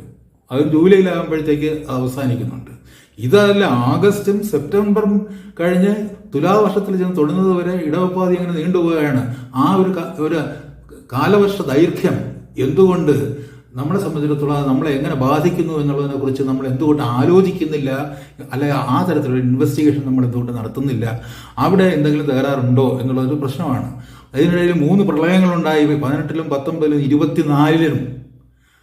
ഈ വെറും എണ്ണം പറയുകയാണെന്നുണ്ടെങ്കിൽ 1500 പേര് മരിച്ചു എന്ന് പറയാം ഔദ്യോഗിക കണക്കുകളനുസരിച്ച്. നഷ്ടം, ഈ ജീവഹാനിയുടെ നഷ്ടം, അതിൻ്റെ അളവ് അത്രത്തോളമാണ് എന്ന് നമ്മൾ സമ്മതിച്ചു കൊടുക്കാം. പക്ഷെ അതോടൊപ്പം നമുക്ക് എന്തൊക്കെയാണ് സംഭവിച്ചുകൊണ്ടിരിക്കുന്നത് ഈ തുടർച്ചയായ വെള്ളപ്പൊക്കത്തിലൂടെ?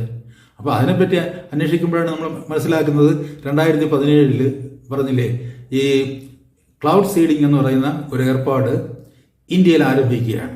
2017 മാർച്ചിൽ കേരളത്തിന്റെ മുഖ്യമന്ത്രി പ്രഖ്യാപിക്കുന്നുണ്ട്, നമ്മൾ കേരളത്തിലെ ക്ലൗഡ് സീഡിംഗ് തുടങ്ങുന്നത് വരൾച്ച കൊണ്ട് പൊറുതിമുട്ടി നിൽക്കുന്ന കേരള ജനതയെ രക്ഷിക്കാൻ വേണ്ടി നമ്മുടെ ക്ലൗഡ് സീഡിംഗ് നടത്തുകയാണ്. 2016 ISRO ഡയറക്ടറായിരുന്ന MC ദത്തനെ നമ്മൾ ശാസ്ത്രോപദേഷ്ടാവായിട്ട് കൊണ്ടുവന്നു. അത് ആരുടെ ശാസ്ത്രോപദേഷ്ടാവ്? അതാണ് വളരെ രസകരമായത്. മുഖ്യമന്ത്രിയുടെ ശാസ്ത്രോപദേഷ്ടാവാണ്. മുഖ്യമന്ത്രിക്ക് മാത്രമായിട്ട് ഉപദേശിച്ചു കൊടുക്കേണ്ട ശാസ്ത്രം എന്താണ് എന്നറിയില്ല. അദ്ദേഹം ഏത് കാര്യത്തിലാണ് പ്രഗത്ഭൻ എന്നിപ്പോൾ നമുക്ക് മനസ്സിലായി. ഇതിപ്പോൾ ഈ കരിമണൽ കരാർ വരുമ്പോഴത്തേക്കും, സ്പ്രിംഗ്ലർ കരാർ വരുമ്പോഴത്തേക്കും, എക്സാലോജിക്ക് വരുമ്പോഴത്തേക്കും അദ്ദേഹം ഏത് ശാസ്ത്രത്തിലാണ് വിദഗ്ധനാണെന്നുള്ള കാര്യം അറിയാം. ആ ശാസ്ത്രത്തിൽ MC ദത്തന് എന്തെങ്കിലും പ്രാഗൽഭ്യമുള്ളതായി എനിക്കറിയില്ല. അദ്ദേഹത്തിന് വേറെ തരത്തിലുള്ള പ്രാഗൽഭ്യമാണ്. പക്ഷെ അദ്ദേഹത്തെ ഇവിടെ കൊണ്ടുവന്നത് ഒരു പ്രത്യേക ഇന്റൻഷനോട് കൂടിയായിരുന്നു, ഒരു ഉദ്ദേശത്തോടു കൂടിയായിരുന്നു എന്ന് അദ്ദേഹം തന്നെ അറിയാതെ വെളിപ്പെടുത്തുന്നുണ്ട്. 2017 രംഗത്ത് വരികയാണ്. അതായത് ഇവിടെ ഒരു സ്പേസ് പാർക്ക് മാനേജർ പറഞ്ഞില്ലേ, സ്പേസ് റിസർച്ചിന്റെ ആ ഒരു സ്ഥാപനത്തിന്റെ ഡയറക്ടറായിട്ട് പറഞ്ഞില്ല, കളങ്കരഹിതമായ ഒരു റെക്കോർഡുമായിട്ട് പുറത്തിറങ്ങി വന്ന മനുഷ്യനാണ്. അപ്പോൾ അദ്ദേഹം ശാസ്ത്രോപദേഷ്ടാവായതിനു ശേഷം ഇവിടെ ഒരു സ്പേസ് പാർക്ക് മാനേജറെ നിയമിച്ചു. സ്പേസ് എന്താണെന്ന് അറിഞ്ഞുകൂടാ ആ കുട്ടിക്ക്. അപ്പോൾ അവരോട് ചോദിച്ചു പറഞ്ഞാൽ അത് ശിവശങ്കരേട്ടൻ പറഞ്ഞു തരും എന്നെ അടുത്ത് പറഞ്ഞിരുന്നു. അങ്ങനെ ഉള്ളൊരാളിനെ സ്പേസ് പാർക്ക്, അതായത് PWCന്ന് കടം വാങ്ങി ഹയർ ചെയ്തുകൊണ്ടുവന്ന് നമ്മളൊരാളിനെ അവിടെ സ്ഥാപിച്ചു. സ്പ്രിംഗ്ലർ കരാറുണ്ടാക്കി.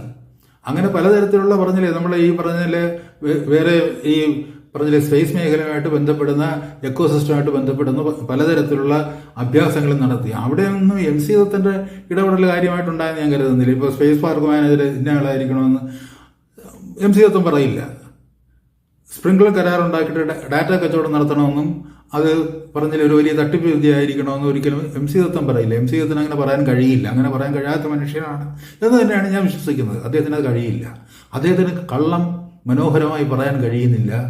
ആ ഒരു ദുഃഖത്തിലാണ് അദ്ദേഹം 2016 മുതൽ 24 വരെയും ഒരു ദൗത്യത്തിനായിട്ട് ഇവിടെ എത്തുന്നത്. 2016 ക്ലൗഡ് സീഡിങ്ങിനായിട്ട് അദ്ദേഹം മുൻകൈ എടുക്കുന്നുണ്ട്. എന്നിട്ട് അദ്ദേഹം തന്നെ പ്രഖ്യാപിക്കുന്നുണ്ട് 2017 മാർച്ചിൽ ഇദ്ദേഹം പ്രഖ്യാപിക്കുകയാണ്, മുഖ്യമന്ത്രി പ്രഖ്യാപിക്കുകയാണ്, നമ്മൾ ക്ലൗഡ് സീഡിംഗ് നടത്താൻ പോവുകയാണ്.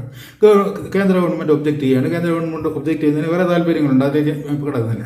അപ്പോൾ അത് കഴിഞ്ഞിട്ട് നമ്മൾ എന്തായാലും നടത്തുമെന്ന് പറഞ്ഞിട്ട് 2017 ഒക്ടോബർ മാസത്തിൽ തുലാവർഷ കാലത്ത് ഇത് ക്ലൗഡ് സീഡിംഗ് നടത്താമെന്ന് പറഞ്ഞു. എന്നിട്ട് MC ദത്തൻ കേരളത്തോട് വലിയൊരു തമാശ പറഞ്ഞു. അപ്പോൾ അതിനിടയ്ക്ക് 2017 മെയ് മാസത്തിൽ നമ്മൾ കേരളം അറിയേണ്ട കാര്യങ്ങൾ, 2017 മെയ് മാസത്തിൽ ക്ലൗഡ് സീഡിംഗ് നടത്താൻ. ക്ലൗഡ് സീഡിംഗ് എന്ന് പറഞ്ഞു കഴിഞ്ഞാൽ ഈ രാസവിത്തുകൾ, സിൽവർ അയോഡൈഡ്, ഈ അതായത് ഇപ്പോൾ ഒരു മേഘം ഏതാണ്ട് ഈ ഘനവൽക്കരണം കഴിയുമ്പോഴത്തേക്ക് കണ്ടൻസേഷൻ കഴിഞ്ഞിങ്ങനെ വന്നിട്ട് അത് പ്രസിപ്പിറ്റേഷനിലേക്ക് നീങ്ങിക്കൊണ്ടിരിക്കുന്ന ആ ദിശയിലുള്ള മേഘങ്ങളെ കണ്ടെത്തി അവയ്ക്ക് മേൽ ഈ ചില പദാർത്ഥങ്ങൾ അത് ചാർജ് ചെയ്യുകയാണെന്നുണ്ടെങ്കിൽ വിക്ഷേപിക്കുകയാണെന്നുണ്ടെങ്കിൽ മഴയുണ്ടാകും. അല്ലെങ്കിൽ ചിലപ്പോൾ അവ അങ്ങ് അലസി പോകും. അപ്പോൾ അങ്ങനെ അവയെ തെരഞ്ഞു പിടിച്ച് അവയെ കൃത്രിമമായിട്ട് ഈ വിക്ഷേപത്തിലൂടെ രാസവസ്തു വിക്ഷേപത്തിലൂടെ മഴ പെയ്യിപ്പിക്കുന്ന ഒരു വിദ്യയാണ് ക്ലൗഡ് സീഡിംഗ് എന്ന് പറയുന്നത്. ക്ലൗഡ് സീഡാണ്. ഇപ്പോൾ സിൽവർ അയോഡൈഡ് എന്ന് പറയുന്നത് ക്ലൗഡിന് മേൽ പ്രയോഗിക്കുന്ന ഒരു സീഡാണ്. ആ സീഡ് മഴ പെയ്ത്തതാണ്. അതുകൊണ്ടാണ് ക്ലൗഡ് സീഡിംഗ് എന്ന് പറയുന്നത്. അപ്പോൾ ക്ലൗഡ് സീഡിംഗ് നമ്മൾ നടത്തുമ്പോൾ ഇവിടെ ഭയങ്കരമായിട്ടുള്ള വരൾച്ചയാണ്. 2014 വലിയ വരൾച്ചയായിരുന്നു എന്ന് പറഞ്ഞു. 2017 ഇടവപ്പാതിയെക്കുറിച്ച് 2017 തുലാവർഷത്ത് തന്നെ തുടങ്ങുകയാണ്. 2014 ഇടവപ്പാതിയെക്കുറിച്ച് എനിക്കറിഞ്ഞൂടാ. അന്ന് വരൾച്ച ഉണ്ടായിരുന്നു എനിക്ക് അറിഞ്ഞൂടാ. അതിപ്പോൾ അതിൻ്റെ റെക്കോർഡുകൾ നമ്മുടെ കയ്യിലുണ്ടോയെന്ന് അറിഞ്ഞൂടാ. കാലാവസ്ഥാ കേന്ദ്രം എന്ത് പറഞ്ഞെന്ന് അറിഞ്ഞൂടാ. അതിലേക്ക് കിടക്കാം. പക്ഷേ 2017 ഒക്ടോബർ ആകുമ്പോഴത്തേക്ക് നമ്മുടെ ഈ പറഞ്ഞില്ലേ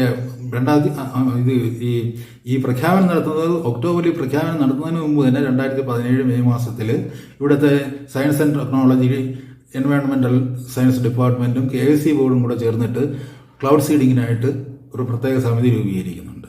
എന്നിട്ട് 2017 ഇദ്ദേഹം പറഞ്ഞ ഏറ്റവും വലിയ തമാശ എന്ന് പറഞ്ഞു കഴിഞ്ഞാൽ ഞങ്ങൾ 2017 ഒക്ടോബറിൽ ഞങ്ങൾ ക്ലൗഡ് സീഡിങ് നടത്തും. പക്ഷേ അത് ഈ ജനറേറ്ററുകൾ ഉപയോഗിച്ച് ഗ്രൗണ്ടിൽ നിന്നാണ് നമ്മൾ ക്ലൗഡ് സീഡിങ് നടത്താൻ പോകുന്നത്.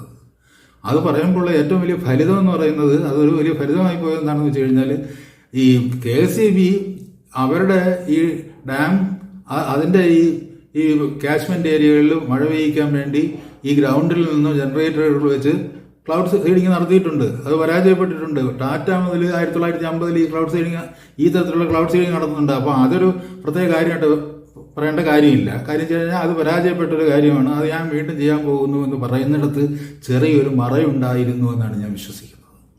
വേറെ എന്തിനെയോ മറച്ചു വയ്ക്കാൻ വേണ്ടിയാണ് 2017 ഒക്ടോബറിൽ അങ്ങ് നടക്കുന്നത്. എന്നിട്ട് അദ്ദേഹം പറയുന്നത് 2017 ഭയങ്കരമായ ഇച്ഛാഭംഗം നേരിട്ടു. എന്തുകൊണ്ടാണ്? നമ്മൾ ക്ലൗഡ് സീഡിംഗ് നടത്താൻ വേണ്ടിയുള്ള എല്ലാ പ്രിപ്പറേഷൻസും തയ്യാറാക്കി കൊച്ചുപമ്പ അതിൽ കുറേ സ്ഥലങ്ങൾ തിരഞ്ഞെടുത്തു. അതിൽ അദ്ദേഹം കൊച്ചുപമ്പ എന്ന് ആവർത്തിക്കുന്നുണ്ട്. കൊച്ചുപമ്പ അതിലൊരു സ്ഥലമാണ്. ആ കൊച്ചുപമ്പയിൽ നമ്മൾ അവിടെ ക്ലൗഡ് സീഡിംഗ് നടത്താൻ നമ്മൾ തീരുമാനിച്ചിരുന്നപ്പോഴത്തേക്ക് നമ്മുടെ ഭാഗ്യക്കേടെന്ന് പറയട്ടെ മഴ പെയ്യുകയും വെള്ളം ലഭിക്കുകയും ചെയ്തു. അപ്പോൾ പിന്നെ നമുക്ക് ക്ലൗഡ് സീഡിംഗ് നടത്താൻ കഴിയുന്നില്ല. അപ്പോൾ നമ്മുടെ ശാസ്ത്രജ്ഞന് തൊഴിൽ രഹിതനായി തീരുകയാണ്. ക്ലൗഡ് സീഡിംഗ് നടത്താൻ കഴിയില്ല. മഴ ഇങ്ങനെ പെയ്തുകൊണ്ടിരുന്നു. പിന്നെ അദ്ദേഹം തൊഴിൽ ചെയ്യും. ഇപ്പോൾ 2016 മുതൽ അദ്ദേഹം നിയമിതനായി. 2024 എത്തുമ്പോഴത്തേക്ക് 2018 ശേഷം 24 വരെ അദ്ദേഹം തൊഴിൽ രഹിതനാണ്. അദ്ദേഹത്തിന് യാതൊരു തരത്തിലും അദ്ദേഹത്തിന് തൊഴിൽ ചെയ്യാൻ നിവൃത്തിയില്ല. കാര്യം വെച്ചാൽ മഴ ഇങ്ങനെ തുടർച്ചയായിട്ട് പെയ്തുകൊണ്ടിരിക്കുകയാണ്. അപ്പോൾ എങ്ങനെയാണ് മഴ പെയ്തുകൊണ്ടിരിക്കുന്നത്? അത് ഒരു ചോദ്യമായിട്ട് നമ്മുടെ മുന്നിൽ അവശേഷിക്കുകയാണ്. 2017 ഒക്ടോബറിൽ അത് നടത്തുമെന്ന് പറഞ്ഞു. 2017 ഈ ഒക്ടോബറിൽ നടത്തുമെന്ന് പറയുമ്പോൾ 2017 തന്നെ കർണാടകത്തിൽ ക്ലൗഡ് സീഡിംഗ് നടത്താൻ വേണ്ടിയുള്ള ഒരു ശ്രമം നടത്തുന്നുണ്ട്. അവിടെ 2 കമ്പനികൾ ക്ലൗഡ് സീഡിങ്ങിന് വരുന്നുണ്ട്. ഒന്ന് ഹൊയ്സാല എന്ന് പറയുന്ന 2 കെട്ടിട നിർമ്മാണ കമ്പനികളാണ്. അവർക്ക് പ്രത്യേകിച്ച് ഇതൊന്നുമില്ല. ഒരു പ്രകാശ് കോളിവാദ് എന്ന് പറയുന്ന ഒരു പിൽക്കാല കോൺഗ്രസ് MLA വലിയ അവകാശവാദങ്ങളൊക്കെ പറയുന്നുണ്ടെങ്കിൽ പോലും അയാൾക്കും ഇതിൻ്റെ ഈ ശാസ്ത്രത്തെ പറ്റിയൊന്നും ഒരു പിടിപാടൊന്നുമില്ല.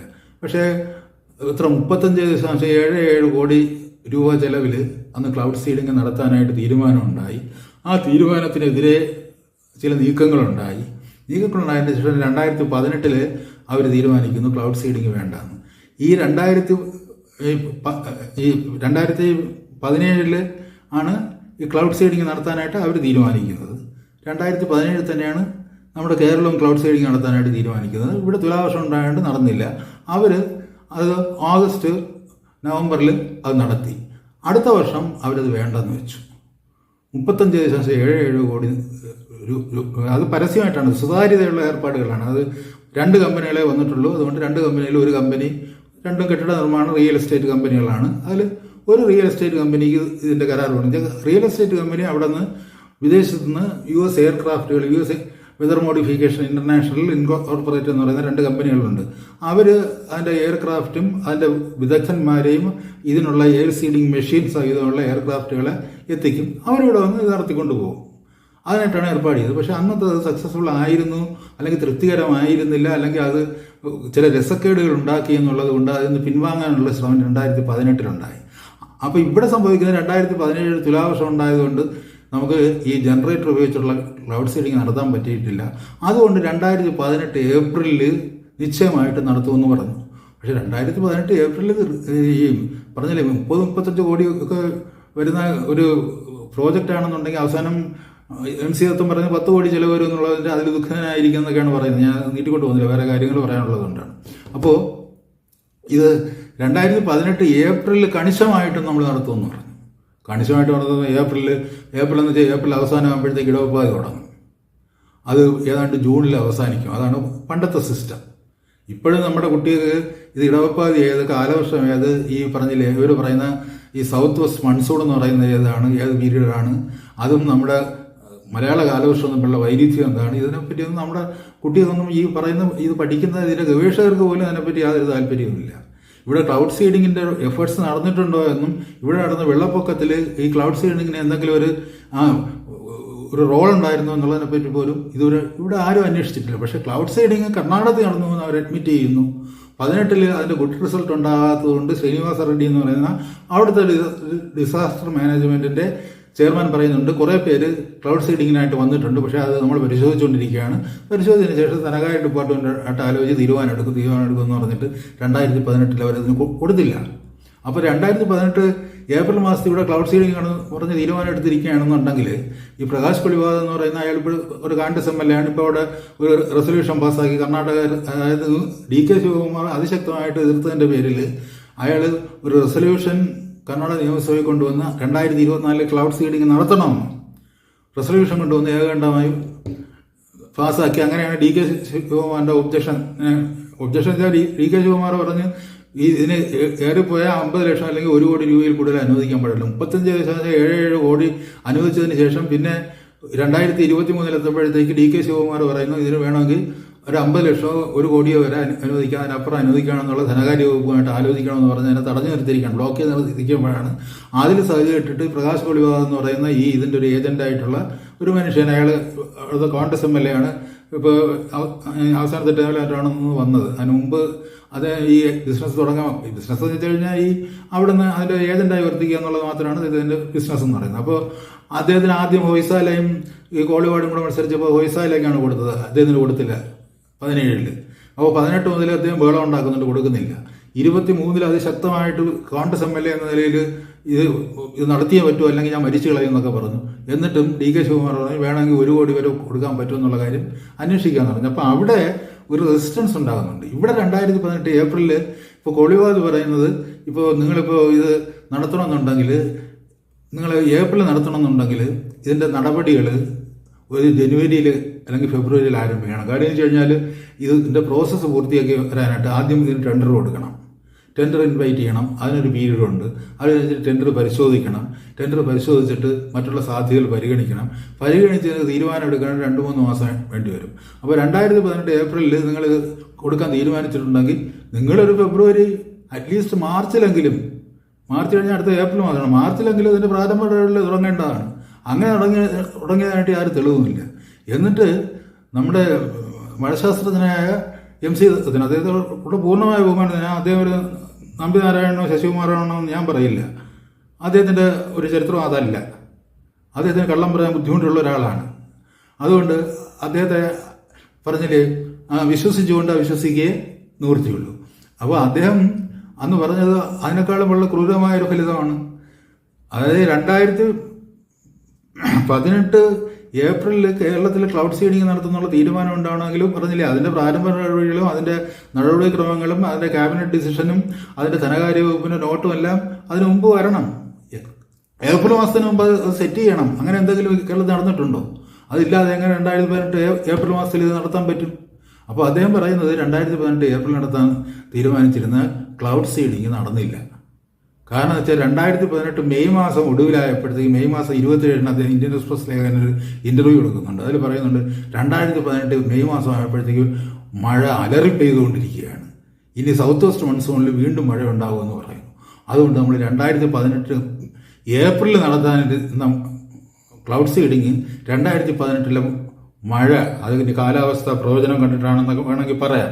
മഴയെ പറ്റിയുള്ള അറിവ് ലഭിച്ചതിനെ സംബന്ധിച്ച് നമ്മൾ വേണ്ടെന്ന് വെച്ചു. പക്ഷേ 2018 മഴ ആവശ്യമുള്ള മഴ അല്ല കിട്ടിയത്, അത്യാവശ്യമുള്ള മഴയല്ല കിട്ടിയത്. അപ്പുറം അതിവർഷം ഉണ്ടായി. അത് നീണ്ടുപോയി. ഓഗസ്റ്റ് മാസം എത്തിയപ്പോഴത്തേക്ക് 1924 ശേഷം കേരളം കണ്ട ഏറ്റവും ക്രൂരമായ ഒരു അത്യാഹിതം എന്ന് പറയാവുന്ന ഒരു പ്രളയം ഉണ്ടായി. ഈ പ്രളയത്തിൽ ഈ തരത്തിലുള്ള എന്തെങ്കിലും ഒരു ഹ്യൂമൻ ഇന്റർവെൻഷൻ, ഇപ്പോൾ ഇവർ പരിസ്ഥിതിവാദക്കാർ പറയുന്നത് വയനാട്ടിൽ അവിടുത്തെ ഭൂമിയിൽ ഹ്യൂമൻ ഇന്റർവെൻഷൻ ഉള്ളതുകൊണ്ടാണ് ലോകം മുഴുവൻ കീഴ്മേൽ മറിയുന്നത് എന്ന് പറഞ്ഞുകൊണ്ടാണ് ഒരു പരിസ്ഥിതി ശാസ്ത്രജ്ഞൻ അതിൻ്റെ ഇതൊക്കെ കൊടുക്കുന്നത്. അപ്പോൾ ഇത് ഈ പറയുന്നത് പോലെ 2018 നടക്കുമ്പോഴത്തേക്ക് കേരളത്തിൽ നടന്നിട്ടില്ല എന്ന് പറയുമ്പോൾ തന്നെ ഐ ടീം എന്ന് പറയുന്ന വേറൊരു സ്ഥാപനമുണ്ട്, കാലാവസ്ഥ ഈ ശാസ്ത്ര പഠന കേന്ദ്രം പൂനെ കേന്ദ്രമാക്കിയിട്ടുള്ള. അവർ ഈ പറഞ്ഞതുപോലെ KPIX എന്ന് പറയുന്ന ഒരു വിഭാഗത്തിന് വേണ്ടി ഉണ്ടാക്കി 2009 മുതൽ 2018-19 വരെ ഇതിന്റെ പരിശ്രമം നടത്തിക്കൊണ്ടിരിക്കുകയാണ്. 2019 അവർ മോങ്ങ ബേ എന്ന് പറയുന്ന ഒരു കാലിഫോർണിയയിൽ നിന്നുള്ള ഒരു ന്യൂസ് പോർട്ടലിന് കൊടുക്കുന്ന ഒരു ഇന്റർവ്യൂവിൽ അവർ ടീമിന്റെ ഈ കാര്യം അതിന് ഫിനാൻഷ്യൽ സപ്പോർട്ട് കൊടുക്കുന്നത് എർത്ത് സയൻസ് മിനിസ്ട്രിയാണ്. എർത്ത് സയൻസ് മിനിസ്ട്രിയുടെ സെക്രട്ടറിയായ രാജീവൻ പറയുന്നത് അത് 2018-19 നമ്മൾ നാഷണൽ ലെവലിൽ ക്ലൗഡ് സീഡിങ്ങിൽ ഇടപെടാൻ ഉദ്ദേശിക്കുന്നില്ല. കേന്ദ്ര കാലാവസ്ഥാ വകുപ്പ് പറയുന്നതാണ്. സംസ്ഥാനങ്ങളെ അതിന് സജ്ജമാക്കാൻ വേണ്ടിയുള്ള ഒരു ഗൈഡ് ലൈൻ ഉണ്ടാക്കി കൊടുക്കാൻ വേണ്ടിയാണ് നമ്മൾ പരീക്ഷണം നടത്തുന്നത്. അതിന് 2018 വരെ 45 കോടി രൂപ ചിലവാക്കിയിട്ടുണ്ട്. അത് ഒരു 100 കോടി വരെയുള്ള ഒരു ബഡ്ജറ്റ് നമുക്കുണ്ട്. 2018-19 ആകുമ്പോഴത്തേക്ക് ഇതിനെ സംബന്ധിച്ചൊരു വൈറ്റ് പേപ്പർ നമ്മൾ പബ്ലിഷ് ചെയ്യും സംസ്ഥാനങ്ങൾക്ക്. ആ വൈറ്റ് പേപ്പർ 2018 വെള്ളപ്പൊക്കത്തിന് ശേഷം അതിൽ ഒഴുകിപ്പോയോ ഇല്ലയോ എന്ന് എനിക്കറിയില്ല. അതാരെങ്കിലും കണ്ടിട്ടുണ്ടോ എന്ന് അറിഞ്ഞുകൂടാ, പബ്ലിഷ് ചെയ്തിട്ടുണ്ടോ എന്ന് അറിഞ്ഞുകൂടാ. എന്തായാലും ആ ധവളപത്രം പുറത്തോട്ട് വന്നില്ല. രാജീവൻ നിരാശനാണ്. രാജീവൻ എനിക്ക് തോന്നുന്നു ഒരു വൃത്തിയുള്ള ഒരു ഓഫീസറാണെന്നാണ് അദ്ദേഹത്തിന്റെ പ്രസ്താവനകളിൽ നിന്ന് മനസ്സിലാകുന്നത്. അദ്ദേഹം പറഞ്ഞത് ഇതാണ്: ഈ പ്രൈവറ്റ് പ്ലേയേഴ്സ് ഇവിടെ കയറി വന്ന് അതിക്രമം കാണിച്ച് ജനങ്ങളെ വിഡ്ഢികളാക്കുന്നത് തടയാൻ വേണ്ടി കൃത്യമായ ഒരു ഗൈഡ് ലൈൻ കൊടുക്കാൻ വേണ്ടിയാണ് നമ്മൾ ഇത്രയും കാലമായിട്ട് നിരീക്ഷണങ്ങൾ നടത്തിയെന്ന് പറയുന്നത്. ഇപ്പോൾ 2018 കേരളം ഏപ്രിലിൽ സീഡിങ് നടത്തിയില്ല എന്ന് പറയുന്നുണ്ടെങ്കിൽ പോലും IITM വെസ്റ്റേൺ ഘട്ടിൽ മഴനിഴൽ പ്രദേശങ്ങളിൽ സീഡിങ് നടത്തി എന്നവരുടെ രേഖകളിലുണ്ട്. ഇപ്പോൾ വെസ്റ്റേൺ ഘട്ടിലെ മഴനിഴൽ പ്രദേശങ്ങൾ എന്ന് പറയുമ്പോഴത്തേക്ക് പശ്ചിമഘട്ടം എന്ന് പറയുന്നത് ഈ നേരത്തെ പറഞ്ഞതുപോലെ കേരളം അതിൻ്റെ 40% കേരളത്തിലാണ്. അപ്പോൾ IITM അവരുടെ പരീക്ഷണങ്ങൾ ഇതേ വർഷത്തിൽ നടത്തിയിട്ടുണ്ടെങ്കിൽ ഈ പറഞ്ഞതുപോലെ ആഗസ്റ്റ് അവർ സാധാരണ നടത്തുക എന്ന് പറയുന്നത് ഈ തെക്ക് പടിഞ്ഞാറൻ മൺസൂൺ എന്ന് പറയുന്നത് ജൂൺ ടു സെപ്റ്റംബറാണ് സാധാരണ അതിൻ്റെ ഒരു കാലവർഷകാലം. അപ്പോൾ ആ കാലത്താണ് അവർ നടത്തുക. അങ്ങനെ നടത്തിയിട്ടുണ്ടെങ്കിൽ ഓഗസ്റ്റിലെ പ്രളയത്തിന് ഈ പറഞ്ഞതുപോലെ IITM അല്ലെങ്കിൽ IITMന്റെ മറവിൽ ഏതെങ്കിലും US കമ്പനികളോ ഇവിടെ ക്ലൗഡ് സീഡിങ്ങിന്റെ നടത്തിയതിന്റെ ഫലമല്ല ഈ വെള്ളപ്പൊക്കം എന്ന് നമ്മുടെ മുഖ്യമന്ത്രിക്ക് പറയാൻ കഴിയുമോ? അതൊരു പ്രധാനപ്പെട്ട ചോദ്യമാണ്. കാരണം നമ്മൾ ഏപ്രിൽ നടത്താൻ തീരുമാനിച്ചു, മെയ് മാസം അവസാനം മഴയുണ്ടായി. അപ്പോൾ അതുവരെ നമ്മൾ കാത്തിരുന്നു. ഏപ്രിൽ നടത്താൻ തീരുമാനിച്ചതിന് ശേഷം കാത്തിരുന്നു. അപ്പോൾ മഴ ഉണ്ടായപ്പോൾ ഇനി വേണ്ടെന്ന് തീരുമാനിച്ചു. എന്നിട്ട് ദത്തം പറയുന്നത് എന്താണെന്ന് വെച്ച് കഴിഞ്ഞാൽ ഇനി നമ്മൾ കാത്തിരിക്കുകയാണ്, മഴയില്ലാത്തൊരു കാലത്തിന് വേണ്ടി കാത്തിരിക്കുകയാണ്. അപ്പോൾ നമ്മൾ പൂർവാധിക ശക്തിയോടെ തിരിച്ചു വന്ന് ക്ലൗഡ് സീഡിങ് നടത്തും. അപ്പോഴും നമ്മൾ ദുഃഖിതരാണ്. ഇതിനൊരു 10 കോടിയെങ്കിലും ചിലവ് വേണ്ടി വരുമല്ലോ എന്നുള്ളതാണ് ദുഃഖം എന്ന് പറഞ്ഞാൽ. നമ്മുടെ ഈ തരത്തിൽ നമ്മളൊരു ബഡ്ജറ്റ് പ്രൊവിഷനൊന്നും നോക്കാതെ എന്തെങ്കിലും നടന്നിട്ടുണ്ട് എന്നുള്ളതല്ലാതെ അവിടെയാണ് ഈ പറയുന്നത് ഒരു ട്രാൻസ്പെറൻസി. ഈ കാര്യത്തിൽ ട്രാൻസ്പെറൻസി എന്ന് പറയുന്നത് കൃത്യമായിട്ടുള്ളത് കർണാടകത്തിൽ മാത്രമാണ്. കർണാടകത്തിലാണ് നിയമസഭയിൽ ഡിബേറ്റ് ചെയ്യപ്പെടുന്നത്. നിയമസഭയിൽ DK ശിവകുമാർ പറഞ്ഞത് 1 കോടി തന്നാൽ പോരെ എന്ന് ചോദിക്കുന്നത് 35.77 കോടി കൊടുത്ത ഒരു സംസ്ഥാനത്തോടാണ് പിന്നീട് വരുന്ന ഉപമുഖ്യമന്ത്രി പറയുന്നത് എനിക്ക് സംശയങ്ങളുണ്ട്, 1 കോടി തന്നാൽ പോരെ എന്നൊക്കെ ചോദിക്കുന്ന ആ തരത്തിൽ ചില തടസ്സവാദങ്ങൾ വരുന്നുണ്ട്. അത് കർണാടകത്തിന്റെ കഥയാണ്. കർണാടകം അതുകൊണ്ടാണ് രക്ഷപ്പെട്ട് നിൽക്കുന്നത് ഞാൻ വിചാരിക്കുന്നു. പക്ഷേ ഇപ്പോൾ 2018 ഈ പറഞ്ഞതുപോലെ ഇവിടെ IITM ഇത് നടത്തുന്നുണ്ട്. 2018 കർണാടകം നടത്തിയില്ല. പക്ഷേ 2019 ഈ പറഞ്ഞില്ലേ 2018 വെസ്റ്റേൺ ഘട്ടിൽ നടത്തുന്ന ഈ സീഡിങ് ഈ കുടക്കിനെയും അതുപോലെ നമ്മുടെ പുത്തുമലയും ബാധിക്കുന്നുണ്ട്. പുത്തുമല ഒഴുകി പോകുന്നത് 2019 2018 ആ പ്രളയത്തിന്റെ കഥ നമുക്കറിയാം. 2018 പ്രളയത്തിലെ ഏറ്റവും പ്രധാനമായിട്ട് സിഗ്നിഫിക്കൻ്റ് ആയിട്ട് വരുന്ന ഒരു വലിയ യാദൃച്ഛികതയാണ്. കാര്യം വെച്ച് കഴിഞ്ഞാൽ എടുത്തെടുത്ത് പറഞ്ഞ ഒരു സ്ഥലം എന്ന് പറയുന്നത് MC ദത്തൻ എടുത്തെടുത്ത് പറഞ്ഞ സ്ഥലം എന്ന് പറയുന്നത് കൊച്ചുപമ്പയാണ്. ഇപ്പോൾ ഈ നമ്മൾ പറയുന്ന ഈ സജി ചെറിയാൻ്റെ ഒരു നിലവിളിയൊക്കെ നമ്മൾ കേട്ടല്ലോ. ചെങ്ങന്നൂർ, ആറന്മുള, പാണ്ടനാട് നമ്മൾ ഇതിൻ്റെ എടുത്ത് വിക്കിപീഡിയ നോക്കി അറിയാം. കൊച്ചുപമ്പ സെക്ടറിലാണ് ഏറ്റവും രൂക്ഷമായ വെള്ളപ്പൊക്കം ഉണ്ടായത്. കൊച്ചുപമ്പ എന്ന് MC ദത്തം പറയുകയും നമ്മൾ നടത്തിയിട്ടില്ല എന്ന് പറയുകയും എന്നിട്ട് കേരളമാകെ ഒരു പ്രളയമുണ്ടാകുമ്പോൾ വെസ്റ്റേൺ ഘട്ടിൽ നമ്മൾ നടത്തുന്നുവെന്ന് ഇവർ പറയുകയും IITM പറയുകയും എന്നിട്ട് ആ അതിരൂക്ഷമായ വെള്ളപ്പൊക്കം നേരത്തെ 2017 കേരള ഗവൺമെൻറ് തിരഞ്ഞെടുത്ത് വെച്ചിരുന്ന കൊച്ചുപമ്പ സെക്ടറിൽ ഉണ്ടാകുകയെല്ലാം ചെയ്തത് യാദൃശ്യമാണ്. അതൊന്നും മനഃപൂർവ്വമൊന്നുമല്ല. ഞാൻ ഒന്നും പറയുന്നില്ല. കാര്യം വെച്ചാൽ നമ്മളിവിടെ എന്താണ് നടക്കുന്നത് നമ്മൾ അറിയാൻ പാടില്ല. നമ്മളാകെ അറിയേണ്ടത് അൻവർ കള്ളക്കടത്ത് നടത്തിയോ, മുഖ്യമന്ത്രി കള്ളക്കടത്ത് നടത്തിയോ, അല്ലെങ്കിൽ കരിമണ മുതലാളി മുഖ്യമന്ത്രിക്ക് എന്ത് കൊടുത്തു, അങ്ങോട്ടും ഇങ്ങോട്ടും കൊടുത്തോ, എന്താണ് ആ കാര്യങ്ങളെപ്പറ്റി നമ്മൾ ചർച്ച ചെയ്ത് നമ്മൾ കാലം കഴിച്ചുകൊള്ളും. പക്ഷേ ഇതൊന്നും നമ്മൾ അറിയേണ്ട കാര്യം. ഇത് ഒരിക്കലും പറഞ്ഞില്ല. ഒരു കാലാവസ്ഥ പറഞ്ഞാൽ ഒരു മഹാപ്രളയത്തിൻ്റെ കാലം വരികയും 6 വർഷം 7 വർഷം നീണ്ടു നിൽക്കുന്ന ഒരു കാലത്തിനിടയിൽ 2000-ഓളം പേരും മരണപ്പെടുകയും ഭവനരഹിതരായി തീരുകയൊക്കെ ചെയ്ത ഒരു പ്രക്രിയയിൽ കൂടെ നമ്മളിങ്ങനെ നീന്തിക്കൊണ്ടിരിക്കുകയാണ്. ഇത് ആർക്ക് എന്തുകൊണ്ട് ലാഭം, ആരും ഇതിനുവേണ്ടി പണം മുടക്കിയൊന്നും കുറഞ്ഞില്ല. ഇതിനകത്ത് വേറൊരു കാര്യമുണ്ട്. ഒരു 6 വർഷം കൃത്യമായിട്ട് ഈ അതിവർഷം ഉണ്ടാകുകയാണെങ്കിൽ, ഈ കാലത്തിനൊപ്പം നീണ്ടുപോകുന്ന അതിവർഷം ഉണ്ടാകുകയാണെങ്കിൽ, അതിനാണ് ഞാൻ അതിവർഷം എന്ന് പറയുന്നത്. അതിവർഷം ഉണ്ടാകുകയാണെന്നുണ്ടെങ്കിൽ നമുക്ക് ഈസിയാണ്. ഒരു കെയറയിൽ കൊണ്ടുവരാൻ വളരെ എളുപ്പമാണ്. ആറന്മുള ഒരു വിമാനത്താവളം ഉണ്ടാകും. ഇപ്പോൾ കൊച്ചുപമ്പ എന്ന് പറയുമ്പോഴത്തേക്ക് അതൊക്കെ വളരെ പ്രധാനമാണ്. അത് കൊണ്ടുവരാൻ വളരെ എളുപ്പമാണ്. യാതൊരു പ്രയാസവുമില്ല. കാര്യം വെച്ച് കഴിഞ്ഞാൽ തുടർച്ചയായിട്ട് ഇങ്ങനെ ഒരു അതിവർഷം ഉണ്ടായിക്കൊണ്ടിരിക്കുകയാണെങ്കിൽ, ആ കുറേ വർഷങ്ങളിൽ ഇപ്പോൾ 6 വർഷം ഉണ്ടായിക്കൊണ്ടിരിക്കുകയാണെങ്കിൽ ആ പ്രദേശങ്ങളിൽ നിന്ന് ആളുകൾ ഒഴിഞ്ഞു പോകും. അവർ ഇപ്പോൾ വയനാട്ടിൽ നിന്ന് 3 ഗ്രാമങ്ങൾ ഒഴുകിപ്പോയി, ആ ജനങ്ങളും ഒഴുകിപ്പോയി. അപ്പോൾ അവരെല്ലാം ഒഴിവാക്കപ്പെട്ട് കഴിഞ്ഞാൽ അവിടെ ഒരു സ്പേസ് വരും. ആ സ്പേസ് ആർക്ക് വേണ്ടിയാണ് ഒഴിവാക്കപ്പെടുന്നത്? ഒരുപക്ഷെ കേരളത്തിന് വേണ്ടിയായിരിക്കാം, അല്ലെങ്കിൽ ആറന്മുള വിമാനത്താവളത്തിന് വേണ്ടിയായിരിക്കാം. അതുകൊണ്ട് അത് ചെയ്യാൻ ഉദ്ദേശിക്കുന്നവർക്ക് ഈ പ്രളയം ഒരു അനുഗ്രഹമായി തീർന്നു വന്നിരിക്കാം. ഇത് വളരെ ആരും ചെയ്യാതെ ഈ പ്രകൃതിയുടെ ഒരു കോപം കൊണ്ട് മാത്രം സംഭവിച്ചു പോകുന്നൊരു അത്യാഹിതമാണ്. ജനങ്ങളെല്ലാം ഇങ്ങനെ ഒഴുകി ഒലിച്ചു പോവുകയാണ്. ഒഴുകി ഒലിച്ചു പോകുമ്പോൾ നമ്മൾ അതിനു വേണ്ടിയുള്ള ദുരന്ത നിവാരണം നടത്തിക്കൊണ്ടിരിക്കുക. നമ്മളെല്ലാം കാത്തിരിക്കുക. കാലാവസ്ഥാ പ്രവചനത്തിന് വേണ്ടി യെല്ലോ അലർട്ട് വരുന്നു, റെഡ് അലർട്ട് വരുന്നു, ഓറഞ്ച് അലർട്ട് വരുന്നു എന്ന് പറഞ്ഞാൽ കാത്തുകൊണ്ടിരിക്കുമ്പോഴത്തേക്ക് ഓറഞ്ച് അലർട്ട് വരുമ്പോഴത്തേക്ക് എല്ലാവരും അവരുടെ സ്ഥലം വിട്ട് ഓടി രക്ഷപ്പെടുക. ഇതാണ് നമ്മുടെ ദൗത്യം എന്നുള്ളതല്ലാതെ ഇതെങ്ങനെ പ്രതിരോധിക്കാം, 6 വർഷം കഴിഞ്ഞിട്ട് എങ്ങനെ ഈ പറഞ്ഞില്ലേ അതിവർഷത്തെയും പ്രളയത്തെയും എങ്ങനെ പ്രതിരോധിക്കാം. അതായത് ഈ ക്ലൗഡ് സീഡിങ്ങിന് 2 വശമുണ്ട്. മഴ ഉണ്ടാക്കുക എന്നുള്ളത് മാത്രമല്ല, മഴ മാറ്റിവെക്കുക എന്നുള്ളത്, മഴ ഇല്ലാതാക്കുക എന്നുള്ള ഒരു വകുപ്പ് കൂടി ഈ ക്ലൗഡ് സീഡിങ്ങിനുണ്ട്. അതാണ് ഇപ്പോൾ ബെയ്ജിംഗ് ഒളിമ്പിക്സിനെ കുറിച്ച് പറയുമ്പോഴത്തേക്ക്, ബെയ്ജിംഗ് ഒളിമ്പിക്സ് നടക്കുമ്പോഴത്തേക്ക് അത് മഴക്കാലമാണ് ബെയ്ജിങ്ങിൽ. അപ്പോഴത്തേക്ക് ചൈന 50 വർഷമായിട്ട് ക്ലൗഡ് സീഡിങ് നടത്തിക്കൊണ്ടിരിക്കുന്ന ഒരു രാജ്യമാണ്. അവരത് വളരെ പോസിറ്റീവായിട്ടാണ് ഉപയോഗിക്കുന്നത്. മഴ വേണ്ടിടത്ത് മഴ കൊടുക്കുക, ഇല്ലാത്തടത്ത് മാറ്റുക. അന്ന് ബെയ്ജിങ്ങിൽ മഴ പെയ്തില്ല. മഴ അവർ ഡയറക്റ്റ് ചെയ്ത് വേറൊരു ദിശയിലേക്ക് മാറ്റിവിട്ടു. അപ്പോൾ അങ്ങനെ ഉള്ള കാര്യങ്ങളുണ്ട്. അങ്ങനെയുള്ള കാര്യങ്ങളെ പറ്റി ചിന്തിക്കാൻ പറഞ്ഞാൽ ഇപ്പോഴും ഇവിടെ ആരെങ്കിലും തയ്യാറായിട്ടുണ്ടോയെന്ന് എനിക്കറിയില്ല. എനിക്ക് തയ്യാറായിട്ടുണ്ട് എന്ന്, അത് ലാഭകരമായ ഒരു ബിസിനസ് ആണെങ്കിൽ അത് നടത്താം എന്നുള്ള ആഗ്രഹം ഉണ്ടായിരിക്കും. പക്ഷേ ഇതിനകത്തുള്ള സംഭവം എന്ന് പറഞ്ഞു കഴിഞ്ഞാൽ, ഇപ്പോൾ വയനാട് ടാർഗറ്റ് ചെയ്ത് വയനാട്ടിൽ നിന്ന് അവിടുത്തെ കുടിയേറ്റക്കാരെ ഒഴിപ്പിക്കണമെന്നുള്ളൊരു താല്പര്യം ഒരു ശാസ്ത്രജ്ഞനുണ്ടായിരുന്നു. അദ്ദേഹം പരിസ്ഥിതി ശാസ്ത്രജ്ഞനാണെന്നാണ് പറയുന്നത്. പരിസ്ഥിതി ശാസ്ത്രം എന്ന് പറയുന്നത് എന്ത് ശാസ്ത്രമെന്ന് എനിക്ക് അറിഞ്ഞൂടെ. ഇതൊരു പല്ലുണക്കാത്തൊരു ശാസ്ത്രമാണ്.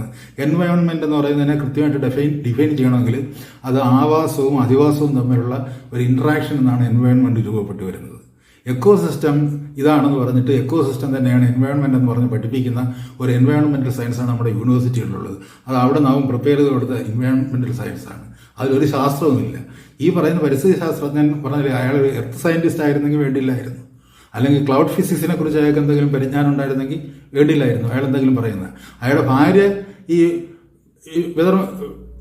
ഈ കാലാവസ്ഥാ ശാസ്ത്ര നിരീക്ഷണ കേന്ദ്രത്തിലെ ഉദ്യോഗസ്ഥയായിരുന്നു.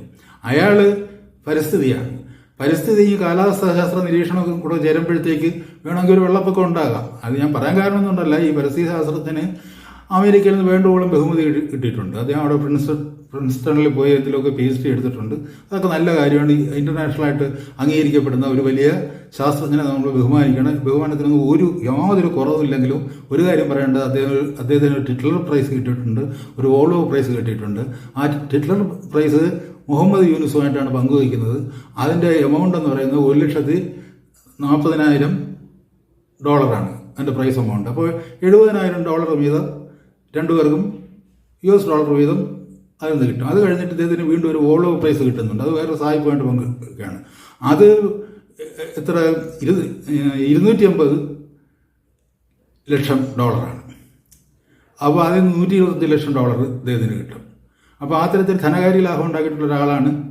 അദ്ദേഹത്തിന് മഹിമ കണ്ട് ആദരിച്ച് അവർ കൊടുത്തു പോയതാണ്. അതിൽ നമുക്ക് കുറ്റം പറയാൻ കാണില്ല. ഇത്രയധികം അതിനുശേഷം IBM ഈ പറഞ്ഞില്ലേ റിസർച്ച് ചെയ്യുന്നതിന് വേണ്ടി 6,000 മുതൽ 40,000 വരെ ഡോളേഴ്സ് കൊടുക്കുന്നുണ്ട്.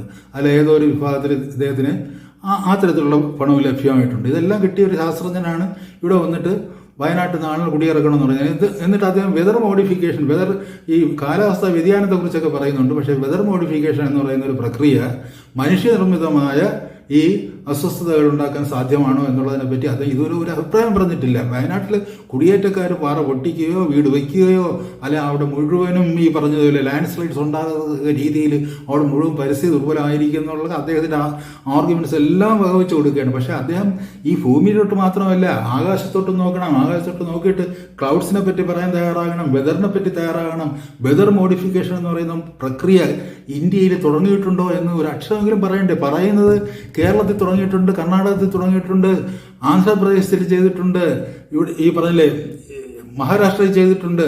ഇതൊക്കെ ചെയ്തിട്ടുണ്ടെന്നിരിക്കെ ഇത് നമ്മളെ എങ്ങനെ ബാധിക്കുന്നു എന്നുള്ളത് ഈ പരിസ്ഥിതി ശാസ്ത്രം ഇത് പരിസ്ഥിതിയുടെ ഭാഗമായിട്ട് വരില്ലേ? ഇത് പരിസ്ഥിതിയുടെ ഭാഗമായിട്ട് വരില്ലേ? ഈ പരിസ്ഥിതി ശാസ്ത്രത്തിന് എന്താ വെതർ മോഡിഫിക്കേഷനെ പറ്റി ഒരക്ഷരം മിണ്ടാത്തത്? അതുകൊണ്ടാണ് ഞാൻ പറഞ്ഞത് അന്നേട്ട് ആദ്യം ചെയ്യപ്പെട്ട സ്ഥലമാണ് വയനാട് എന്ന് പറയുന്നത്. എന്താണ് അതിൻ്റെ ഉദ്ദേശം എന്നുള്ളത് പിന്നീട് നമ്മൾ വെളിപ്പെടുള്ളൂ. ഏത് റെയിൽ വരാനാണ്, ആർക്ക് ബിസിനസ് നടത്താൻ വേണ്ടിയാണ്, ഏത് വനം കൊള്ളയ്ക്ക് വേണ്ടിയാണ്, ഏത് വനവിഭവ സംസ്കരണത്തിന് വേണ്ടിയാണ്, എന്ത് മൈനിങ്ങിന് വേണ്ടിയാണ് ആളുകളെ ഒഴിപ്പിക്കുന്നത് എന്നുള്ള കാര്യം, ആരാണത് ചെയ്യാൻ പോകുന്നത് എന്നുള്ള കാര്യം നമുക്കറിയില്ല. ആളുകളെ ഒഴിപ്പിച്ചു മാറ്റുക എന്നുള്ളതിനുള്ള ഒരു തന്ത്രം എന്ന നിലയിൽ, കൂട്ടത്തോടെ ഇല്ലായ്മ ചെയ്യുക എന്നുള്ള തന്ത്രം എന്ന നിലയിൽ 6 വർഷമായിട്ട് പുരോഗമിച്ചുകൊണ്ടിരിക്കുന്ന ഈ അത്യാഹിതത്തിന്റെ പിന്നിൽ മനുഷ്യന്റെ കരങ്ങൾ ഉണ്ടോ ഇല്ലയോ എന്നുള്ളത് എനിക്ക് പറയാൻ കഴിയില്ല. ഞാൻ ഈ സാഹചര്യത്തിലുള്ള അടിസ്ഥാനത്തിൽ ഒരുപക്ഷെ ഉണ്ടായേക്കാം എന്ന് മാത്രമാണ് പറയുന്നത്. പക്ഷെ ഉണ്ടാകാനുള്ള സാധ്യത എന്ന് പറയുന്നത് ഇപ്പോൾ IITയുടെ ഏറ്റവും അടുത്ത സുഹൃത്തെന്ന് പറയുന്നത് മോങ്കാബേ എന്ന് പറയുന്ന ഒരു ന്യൂസ് പോർട്ടലാണ്. കാലിഫോർണിയയിൽ നിന്ന് പുറപ്പെടുന്ന ന്യൂസ് പോർട്ടൽ. ഇപ്പോൾ രാജീവൻ എർത്ത് സയൻസ് സെക്രട്ടറി ആയിരുന്നു പറയുന്നുണ്ട്. ഈ 2009 ക്ലൗഡ് സീഡിങ്ങിനെ കുറിച്ചുള്ള പരീക്ഷണങ്ങൾ തുടങ്ങി. നമ്മൾ 2018 എത്തുമ്പോഴത്തേക്ക് 45 കോടി ചിലവായിട്ടുണ്ട്. 100 കോടി വരെ നമ്മൾ ചിലവാക്കും. അത് വളരെ റീസണബിൾ ആയിട്ടുള്ളൊരു കാര്യമാണ് പറയുന്നത്. പരീക്ഷണങ്ങൾക്കൊക്കെ അത് വേണ്ടി വരും. അവർ സ്വന്തമായിട്ട് പറഞ്ഞാൽ അവർക്ക് സ്വന്തമായിട്ട് ഒരു എയർക്രാഫ്റ്റ് വാങ്ങാനുള്ള ഭാഗം പോലും ഇല്ലാത്തതാണ് ഈ IITM എന്ന് പറയുന്ന സ്ഥാപനം. അവർ പരീക്ഷണം നടത്തുന്നെങ്കിൽ അവിടെ നിന്ന് അമേരിക്കയിൽ നിന്ന് വാടകയ്ക്കെടുത്ത് ലീസിനെടുത്ത് ആണ് നടത്തുന്നത്. അത് ഇവിടുത്തെ പ്രൈവറ്റ് പ്ലെയേഴ്സും അത് തന്നെയാണ് ചെയ്യുന്നത്. അപ്പോൾ അങ്ങനെ അവർ ഒരു എയർക്രാഫ്റ്റ് ഉപയോഗിച്ച് കുറേ പരീക്ഷണങ്ങളൊക്കെ നടത്തിയിട്ടുണ്ട്. അതിൻ്റെ കൂട്ടത്തിലാണ് 2018 നമ്മുടെ വെസ്റ്റേൺ ഗട്ട്സിലും വന്ന് പരീക്ഷണം നടത്തിയത്.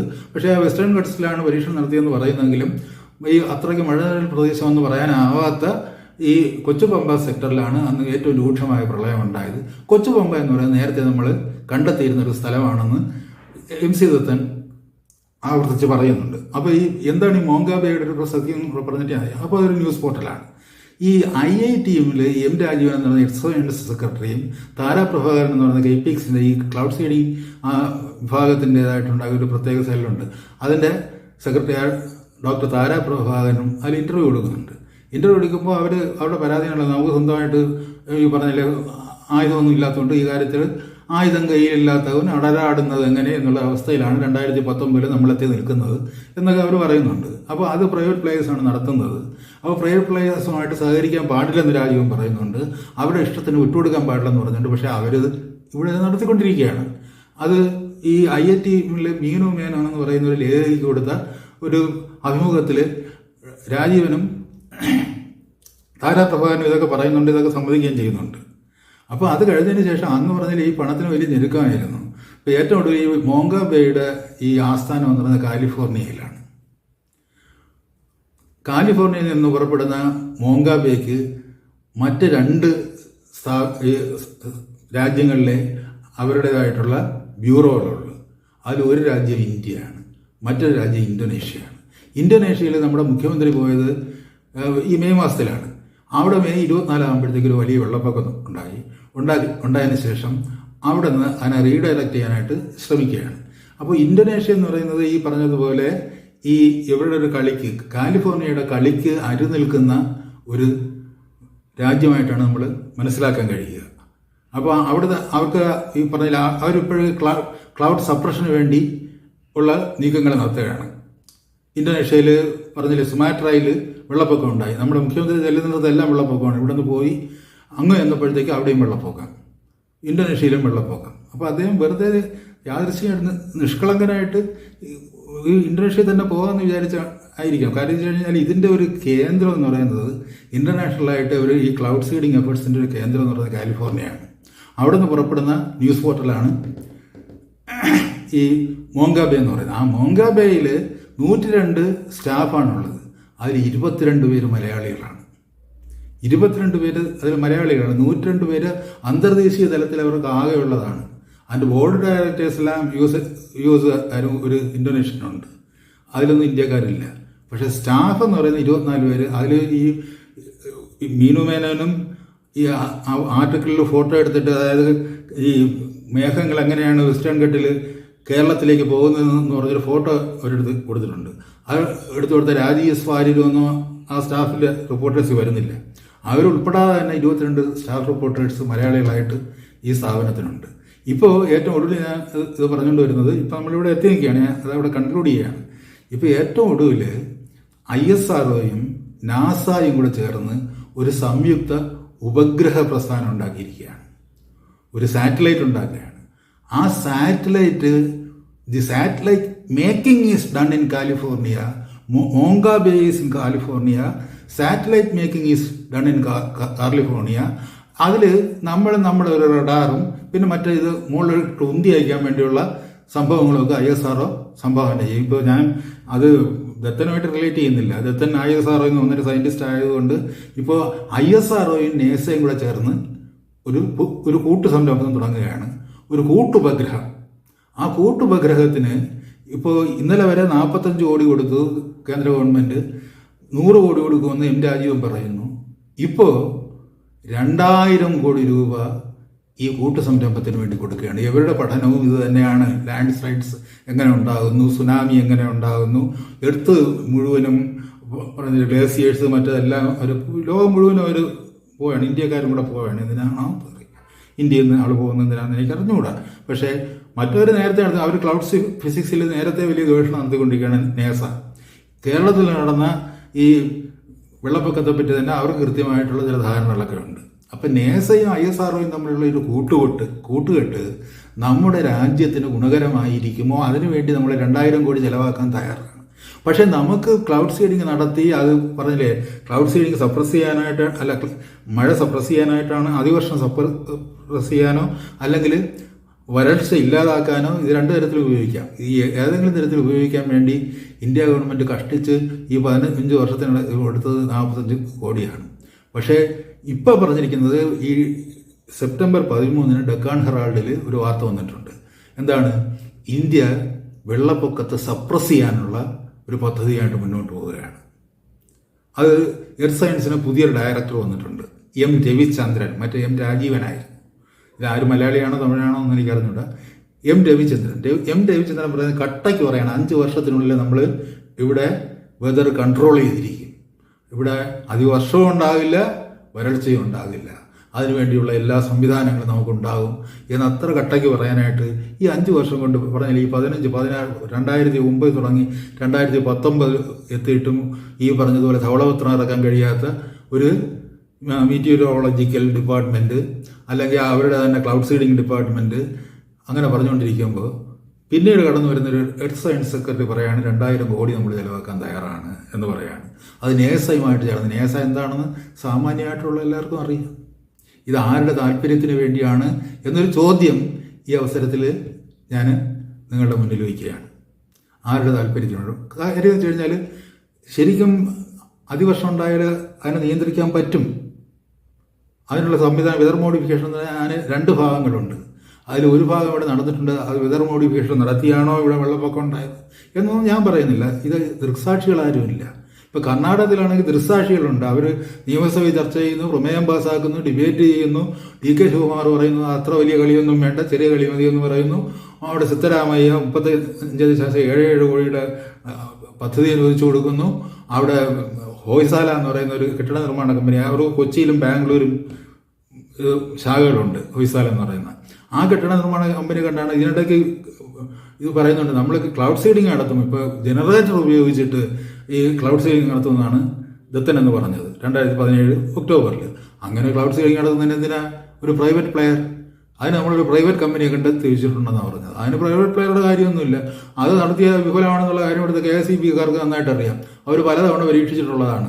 അവരുടെ KSEBയെക്കാളും പവർഫുൾ ആയിട്ടുള്ള ജനറേറ്ററുമായിട്ട് ഇവിടെ ആരെങ്കിലും വന്നിട്ട് ക്ലൗഡ് സീഡിങ് നടത്താൻ പറ്റും? അതായത് ഇവിടെ നിന്ന് ഇപ്പോൾ ഒരു ജനറേറ്റർ ഉപയോഗിച്ചിട്ട് ഈ രാസവസ്തുക്കൾ കറണ്ട് വായു പ്രവാഹത്തിലൂടെ ഈ ക്ലൗഡുകളിൽ എത്തിക്കുക. അവിടെയൊന്നും ഈ മറ്റേ സീഡിങ് നടത്തുന്നത് പോലെ വളരെ കൃത്യമായിട്ട് സൂക്ഷ്മമായിട്ട് നോക്കി ഏതാണ് ഇതിന് പറ്റിയ ക്ലൗഡെന്ന് നോക്കി ഐഡന്റിഫൈ ചെയ്തൊന്നും ചെയ്യാനൊന്നും പറ്റില്ല ഈ ജനറേറ്റർ സീഡിങ്ങിൽ. അപ്പോൾ അത് നടത്തിക്കളയെന്നാണ് അന്ന് പറഞ്ഞത്.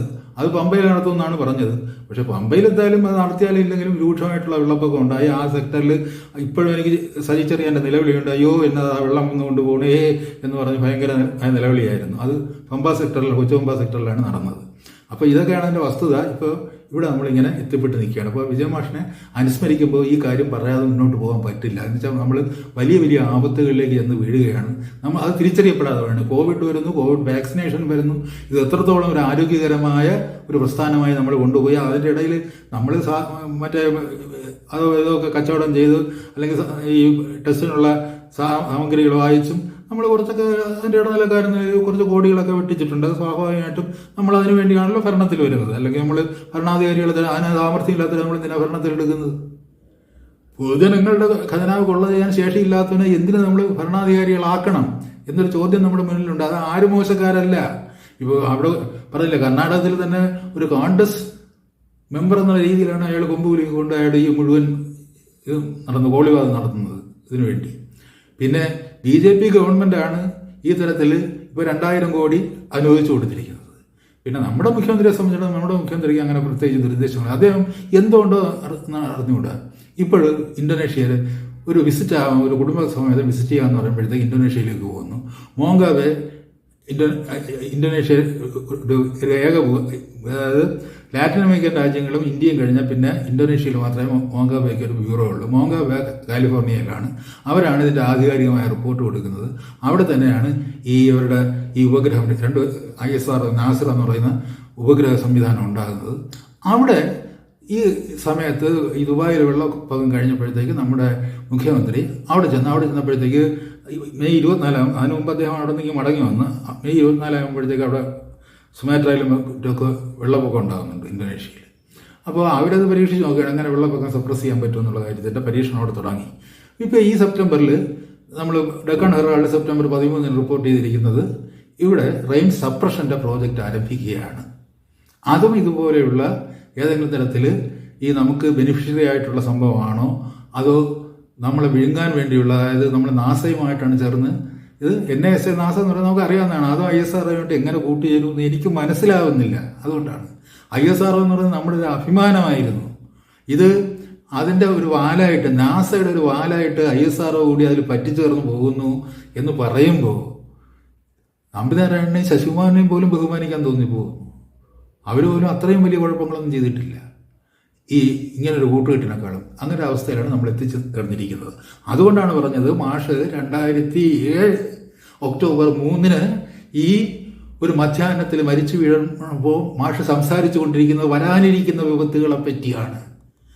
ഇനി കാലം നമുക്ക് വേണ്ടി കരുതി വച്ചിരിക്കുന്ന വിപത്തുകളെ പറ്റിയാണ്. ആ വിപത്തുകളെ പറ്റി അദ്ദേഹം സംസാരിച്ചുകൊണ്ടിരിക്കുകയാണ്. ഇനി ഒരു ഇച്ചിരി കാര്യം കൂടി പറഞ്ഞിട്ട് ഞാൻ അവസാനിക്കും. മാഷിനെ അനുസ്മരിപ്പിക്കുമ്പോൾ പ്രധാനമായിട്ട് നമ്മൾ ആലോചിക്കേണ്ടത്, മാഷ് ഇപ്പോൾ ഈ ഫ്രോയിഡിനെ കൊണ്ടുവന്നു എന്ന് നമ്മൾ പറയുന്നുണ്ട്. മാഷ് ഇപ്പോൾ ഫ്രോയിഡിൻ്റെ കുറേ പറഞ്ഞില്ലേ, ഫ്രോയിഡ് പറഞ്ഞ ഓട്ടിസത്തിൻ്റെ ലക്ഷണങ്ങൾ ചില കവികൾക്കുണ്ട്. ആ തരത്തിലൊരു കാറ്റഗറൈസേഷൻ നടത്തിയിട്ടുണ്ട്. അത് ശരിയോ തെറ്റോ എന്നുള്ളതിലേക്കൊന്നും ഞാൻ കടക്കുന്നില്ല. അതിലെന്തുമാത്രം യുക്തിയുണ്ട് എന്നുള്ളതൊക്കെ പിന്നീട് മാഷ് തന്നെ പരീക്ഷിച്ചറിഞ്ഞ് അദ്ദേഹത്തിൻ്റെ അവസാനകാല പ്രഭാഷണങ്ങൾ നോക്കുക. അവിടെ അങ്ങ് ഒരു യൂറോപ്യൻ തത്വചിന്തകനെ പോലും അപൂർവമായിട്ട് പോലെ കടത്തിക്കൊണ്ടുവരുന്നുള്ളൂ. അദ്ദേഹം പറയുന്ന സഹോദരനയ്യപ്പനെ കുറിച്ചാണ്, ആനന്ദതീർത്ഥനെ കുറിച്ചാണ്, അല്ലെങ്കിൽ ഈ പറഞ്ഞില്ലേ ശ്രീനാരായണ ഗുരുവിനെ പറ്റിയാണ്, നെട്ടമ്പി സ്വാമിയെ കുറിച്ചാണ്, അല്ലെങ്കിൽ അയ്യങ്കാളിയെ കുറിച്ചാണ്, അല്ലെങ്കിൽ അങ്ങനെയുള്ള ഈ കേരളത്തിൻ്റെ ചരിത്രപരിസരമായിട്ട് ബന്ധപ്പെട്ട ആളുകളാണ് അദ്ദേഹത്തിൻ്റെ ഏറ്റവും സർഗാത്മകമായ പ്രഭാഷണങ്ങളിൽ എപ്പോഴും കടന്നു വന്ന് നമുക്ക് ഉത്തരങ്ങൾ നൽകിക്കൊണ്ടിരിക്കുന്നത്. അങ്ങനെ ഒരു ഒരു ഒരു വൈദേശിക തത്വശാസ്ത്രകാരനെ കോട്ട് ചെയ്യുന്ന അബദ്ധമാണെന്ന് അദ്ദേഹം കരുതുന്നില്ല. പക്ഷേ അതിനേക്കാളും റിലവൻ്റ് ആയിട്ടുള്ള കാര്യങ്ങൾ നമ്മുടെ ആസന്ന പരിസരവുമായിട്ട് ബന്ധപ്പെട്ട് കിടക്കുന്ന പ്രശ്നങ്ങൾ അദ്ദേഹം അവതരിപ്പിച്ചുകൊണ്ട് എന്താണ് നവോത്ഥാനം, എന്തുകൊണ്ടാണ് നവോത്ഥാനം എന്ന് പറഞ്ഞാൽ ലെഫ്റ്റിസ്റ്റ് മൂവ്മെൻ്റായി എന്നുള്ളതിനെക്കുറിച്ച് അദ്ദേഹത്തിൻ്റെ ഭാഷയിൽ വിവരിക്കുമ്പോൾ, എന്നിട്ട് നമ്മുടെ പുതിയ സങ്കടങ്ങളെക്കുറിച്ച് ഉത്കണ്ഠകളെക്കുറിച്ച് നമ്മൾ എങ്ങനെയാണ് അതിനെ നേരിടേണ്ടതെന്നതിനെക്കുറിച്ച് അദ്ദേഹം സംസാരിക്കുമ്പോൾ തീർച്ചയായിട്ടും അദ്ദേഹം ഒരു കൃത്യമായിട്ട് ഈ പറഞ്ഞില്ലേ ഒരു യൗവനത്തിൽ എന്ന പോലെ നമ്മൾ സംസാരിച്ചു കൊണ്ടിരിക്കുകയായിരുന്നു. അവസാന നിമിഷത്തിലും പറഞ്ഞില്ലേ ഒന്ന് കമിഴ്ന്ന് വീണ് നിമിഷ നേരം നമ്മൾ സ്തംഭിച്ചിരുന്നതിന് ശേഷം വീണ്ടും ഉണർന്നെഴുന്നേറ്റുകൊണ്ട് 2-3 വാചകങ്ങൾ കൂടി പറഞ്ഞത് വെണ്ണാഷയുടെ കാര്യമാണ് പറഞ്ഞത്. അത് പാഠത്തിൻ്റെ ഭാഷയെക്കുറിച്ച് പറഞ്ഞപ്പോൾ മാഷ് മനോരമ ലേഖനം കൊടുത്ത ഉത്തരമാണ്. ചിലത് പറയുമ്പോൾ ആദ്യം ചെരിപ്പൂരി ഒന്ന് അടിക്കണം, അടിച്ചിട്ട് പറഞ്ഞാലേ മനസ്സിലാകുമെന്ന് വെണ്ണാഷ പറഞ്ഞിട്ടുണ്ട്. പാഠത്തിൻ്റെ ഭാഷയെക്കുറിച്ച് ആക്ഷേപം പറഞ്ഞപ്പോൾ മാഷ് കൊടുത്ത മറുപടിയാണ്. മാഷ് അത് പറയാൻ ശ്രമിച്ചുകൊണ്ടിരിക്കുമ്പോഴാണ് മാഷിൻ്റെ ജീവിതത്തിൻ്റെ അവസാനം കണ്ടെത്തുന്നത്. അതെങ്ങനെ കണ്ടെത്തി എന്നുള്ളത് പറഞ്ഞില്ലേ, അതിന് എന്തായിരുന്നു അതിൻ്റെ പരിസരം എന്നുള്ളതിനെ കുറിച്ചൊന്നും ഞാനിപ്പോൾ പറയുന്നില്ല. ഞാൻ പറയുന്നില്ല. അത് അവിടെ ഇവിടെയാണ്. പിന്നെ രണ്ടാമത്തെ കാര്യം ഞാൻ പറയുന്നത്, നിങ്ങളിപ്പോൾ ഫ്രോയിഡിനെ കൊണ്ടുവന്നു എന്ന് പറയുന്നത്, ജൊനാഥൻ സ്വിഫ്റ്റ് എങ്ങനെയാണ് ഈ ഫീക്കൽ മാറ്റർ വിസർജ്യത്തെ അല്ലെങ്കിൽ ഡോർഫ്സിനെ എന്തിനു വേണ്ടിയാണ് അദ്ദേഹത്തിൻ്റെ കൃതികളിൽ ആവിഷ്കരിച്ചത്. നമ്മുടെ ബ്യൂട്ടി എന്ന് പറയുന്ന സൗന്ദര്യം എന്ന് പറയുന്ന സൗന്ദര്യ ശാസ്ത്രാധിഷ്ഠിതമായിട്ടുള്ള വെസ്റ്റേൺ അതിൻ്റെ ഡൈനാമിക്സിനെ ആക്രമിക്കുന്ന ഒരു സംരംഭമായിരുന്നു ജൊനാഥൻ സ്വിഫ്റ്റ്. പിന്നീട് OV വിജയ് ഒരുപാട് വർഷം കഴിഞ്ഞ് തീട്ടമെന്നും പറഞ്ഞ് നോവൽ എഴുതിയിട്ടുണ്ട്. അതിൽ ഏറ്റവും ഇതെന്ന് വെച്ചാൽ പസോളിനി എന്ന് പറയുന്ന ലോകത്തിൻ്റെ ഏറ്റവും പ്രതിഭാസമ്പന്നനായ ഡയറക്ടർ അദ്ദേഹത്തിൻ്റെ ഒരു പടത്തിൽ ഈ പറഞ്ഞ ഈ ഫീസസിനെ അല്ലെങ്കിൽ വിസർജ്യത്തെ ഒരു വലിയ ഒരു റിവോൾട്ടിംഗ് ആയിട്ടുള്ള ഒരു ഭയങ്കരമായിട്ട് ഫാസിസത്തിൻ്റെ ചിത്രീകരണത്തിനായിട്ട് അദ്ദേഹം ഭയങ്കരമായിട്ട് അത് ഉപയോഗിച്ചിട്ടുണ്ട്. അപ്പോൾ ഈ നമ്മളിപ്പോൾ ഫീസസിനെ കൂടെ ഏനൽ എറോട്ടിസത്തെ കുറിച്ച് പറയുമ്പോൾ, ഫീസസിനെ കുറിച്ച് പറയുമ്പോഴത്തേക്ക്, അല്ലെങ്കിൽ വിസർജ്യത്തെക്കുറിച്ച് പറയുമ്പോഴത്തേക്ക്, അല്ലെങ്കിൽ ലൈംഗികതയെക്കുറിച്ച് പറയുമ്പോഴത്തേക്ക് നമ്മൾ കെട്ടിപ്പൊക്കി വെച്ചിരിക്കുന്ന ഒരു സൗന്ദര്യബോധം, ആ ബോധത്തിൻ്റെ അടിത്തട്ടിൽ ഇതൊക്കെയും പ്രസക്തമായിട്ട് വരുന്നുണ്ട്. എന്ന് വെച്ചാൽ നമ്മൾ മനുഷ്യരാണ്, നമ്മൾ തിന്നുന്നുണ്ട്, നമ്മൾ ലൈംഗിക ക്രിയകളിൽ ഏർപ്പെടുന്നുണ്ട്, നമ്മൾ വിസർജിക്കുന്നുണ്ട്. ഇതെല്ലാം ചെയ്യുന്നൊരു ജീവിയാണ് മനുഷ്യൻ എന്നുള്ള മനുഷ്യൻ്റെ പൂർണ്ണതയിൽ മനുഷ്യനെ കണ്ടെത്താനുള്ള ഒരു സംരംഭം എന്നുള്ള നിലയിൽ മാഷ് ഈ ഫ്രോയിഡിനെ ഉപയോഗിച്ചിട്ടുണ്ട്. അതിനർത്ഥം ഫ്രോയിഡാണ് എല്ലാം എന്നുള്ളൊരു തരത്തിലേക്ക് നീങ്ങുകയല്ല. അപ്പോൾ ഇപ്പോഴ് നമ്മൾ ക്രിട്ടിസിസത്തെ പറയുമ്പോൾ ഞാൻ ഒരു 1-2 കാര്യങ്ങൾ പറഞ്ഞാൽ വളരെ കോമൺ ആയിട്ട് പറയുന്നത് നമ്മുടെ അബദ്ധങ്ങളാണ്. നമ്മളിപ്പോൾ അപനിർമ്മിതി എന്ന് പറയുന്നൊരു പ്രയോഗം നടത്തുന്നുണ്ട്. അത് മലയാളത്തിൽ ഒരു പ്രത്യേക അർത്ഥത്തിലാണ് പ്രയോഗിക്കുന്നത്. നമുക്ക് പ്രയോഗിക്കാനുള്ള സ്വാതന്ത്ര്യമുണ്ട്. ഏതർത്ഥത്തിലാണെങ്കിൽ നമുക്കൊരു വാക്കിന് അതിന് അർത്ഥഭേദം ഉണ്ടാകാം. അപ്പോൾ അത് നോക്കുക. പക്ഷേ ഈ ദരീദ എന്ന് പറയുന്ന യുദ്ധൻ അപനിർമ്മിതി എന്ന് പറഞ്ഞത് ഉദ്ദേശിച്ചത് വളരെ ലളിതമായൊരു കാര്യമാണ്. കാര്യം വെച്ച് കഴിഞ്ഞാൽ ഇപ്പോൾ ഗജമുഖവാഹന രുപുനയന എന്ന് പറഞ്ഞാൽ അത് നമ്മൾ ഡീകൺസ്ട്രക്ട് ചെയ്യുമ്പോഴത്തേക്ക് പൂച്ചക്കണ്ണ അല്ലെങ്കിൽ പൂച്ചക്കണ്ണി എന്ന് വരും. അതാണ് ഡീകൺസ്ട്രക്ഷൻ എന്ന് പറയുന്നത്. അതായത് ഇപ്പോൾ പരോളിനെ ഡീകൺസ്ട്രക്ട് ചെയ്താൽ അതിൻ്റെ താഴെ ഒരു ലാംഗ് ഉണ്ടാകുമെന്ന് സുസൂർ പറഞ്ഞതിൻ്റെ വേറൊരു രൂപത്തിലാണ് ഇദ്ദേഹം ഡീകൺസ്ട്രക്ഷൻ കൊണ്ടുവരുന്നത്. അപ്പോൾ അവിടെ ഇപ്പോൾ ചക്ഷുശ്രവണ ഗളസ്തമാം ദുർധരം എന്ന് പറയുമ്പോൾ ഈ ചക്ഷുശ്രവണം എന്നൊക്കെ എന്തിനാണ് പറയുന്നത്?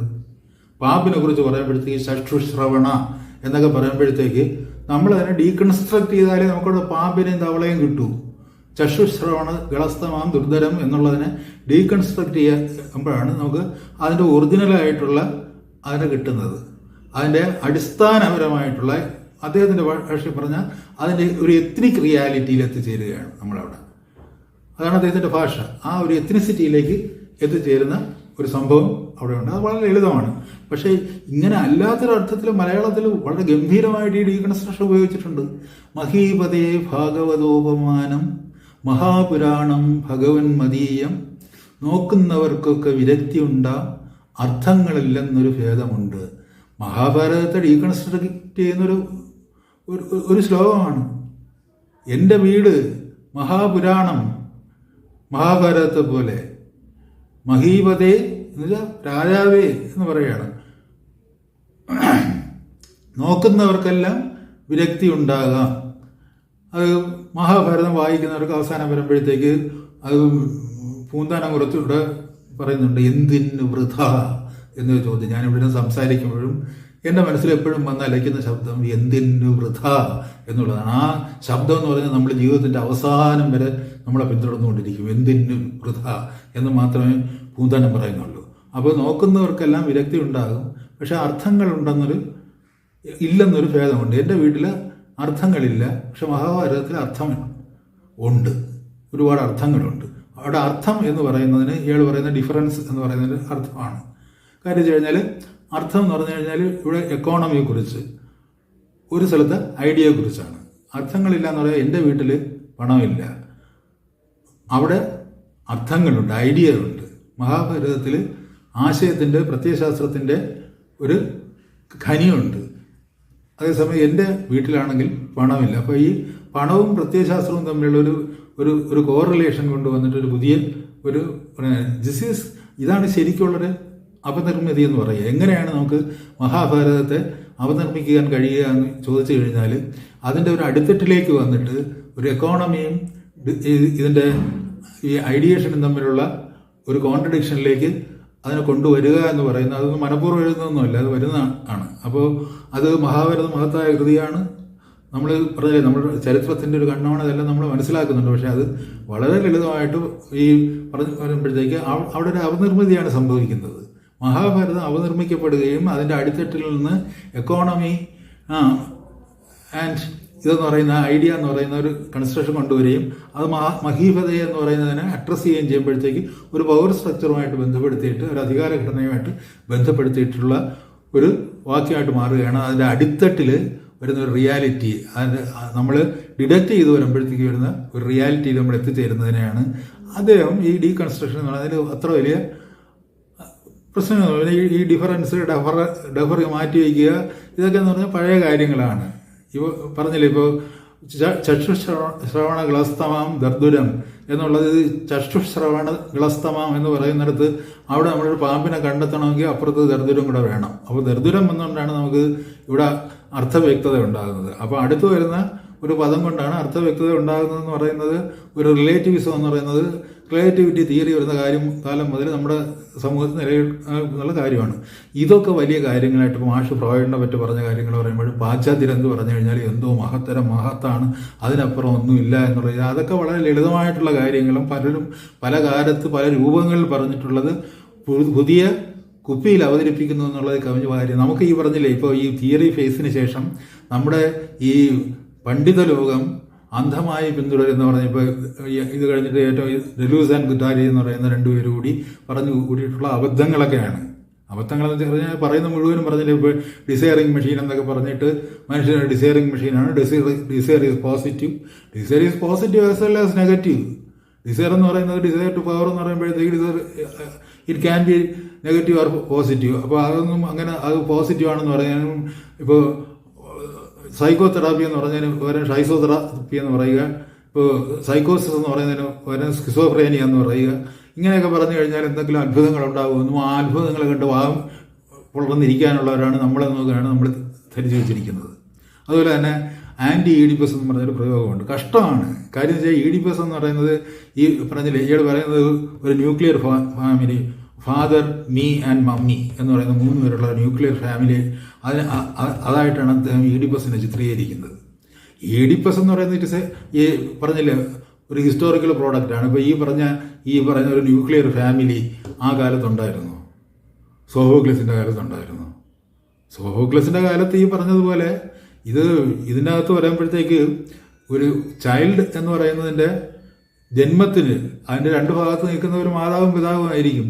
അതെന്ന് പറയുന്നത് അതൊരു ഫാമിലിയുടെ രൂപത്തിൽ വരുന്നത് പിൽക്കാലത്ത്. പിന്നെ ഈ ലിബിഡോ എന്ന് പറയുന്നതിന് ഇയാൾ ഫ്രോയിഡ് പറഞ്ഞത് അത് 100% സെക്ഷൽ ആണെന്ന് പറഞ്ഞാൽ അങ്ങനെയൊന്നും അല്ല, അത് സോഷ്യോ ഹിസ്റ്റോറിക്കലാണ് എന്നൊക്കെ പറയുന്നത് ഒരു സംഭവമാണ്. കാര്യം വെച്ച് കഴിഞ്ഞാൽ നമ്മുടെ സെക്ഷൽ ലെവലിലുള്ള ഒരു ചോയ്സ് നമ്മൾ നടത്തുന്നുണ്ട്.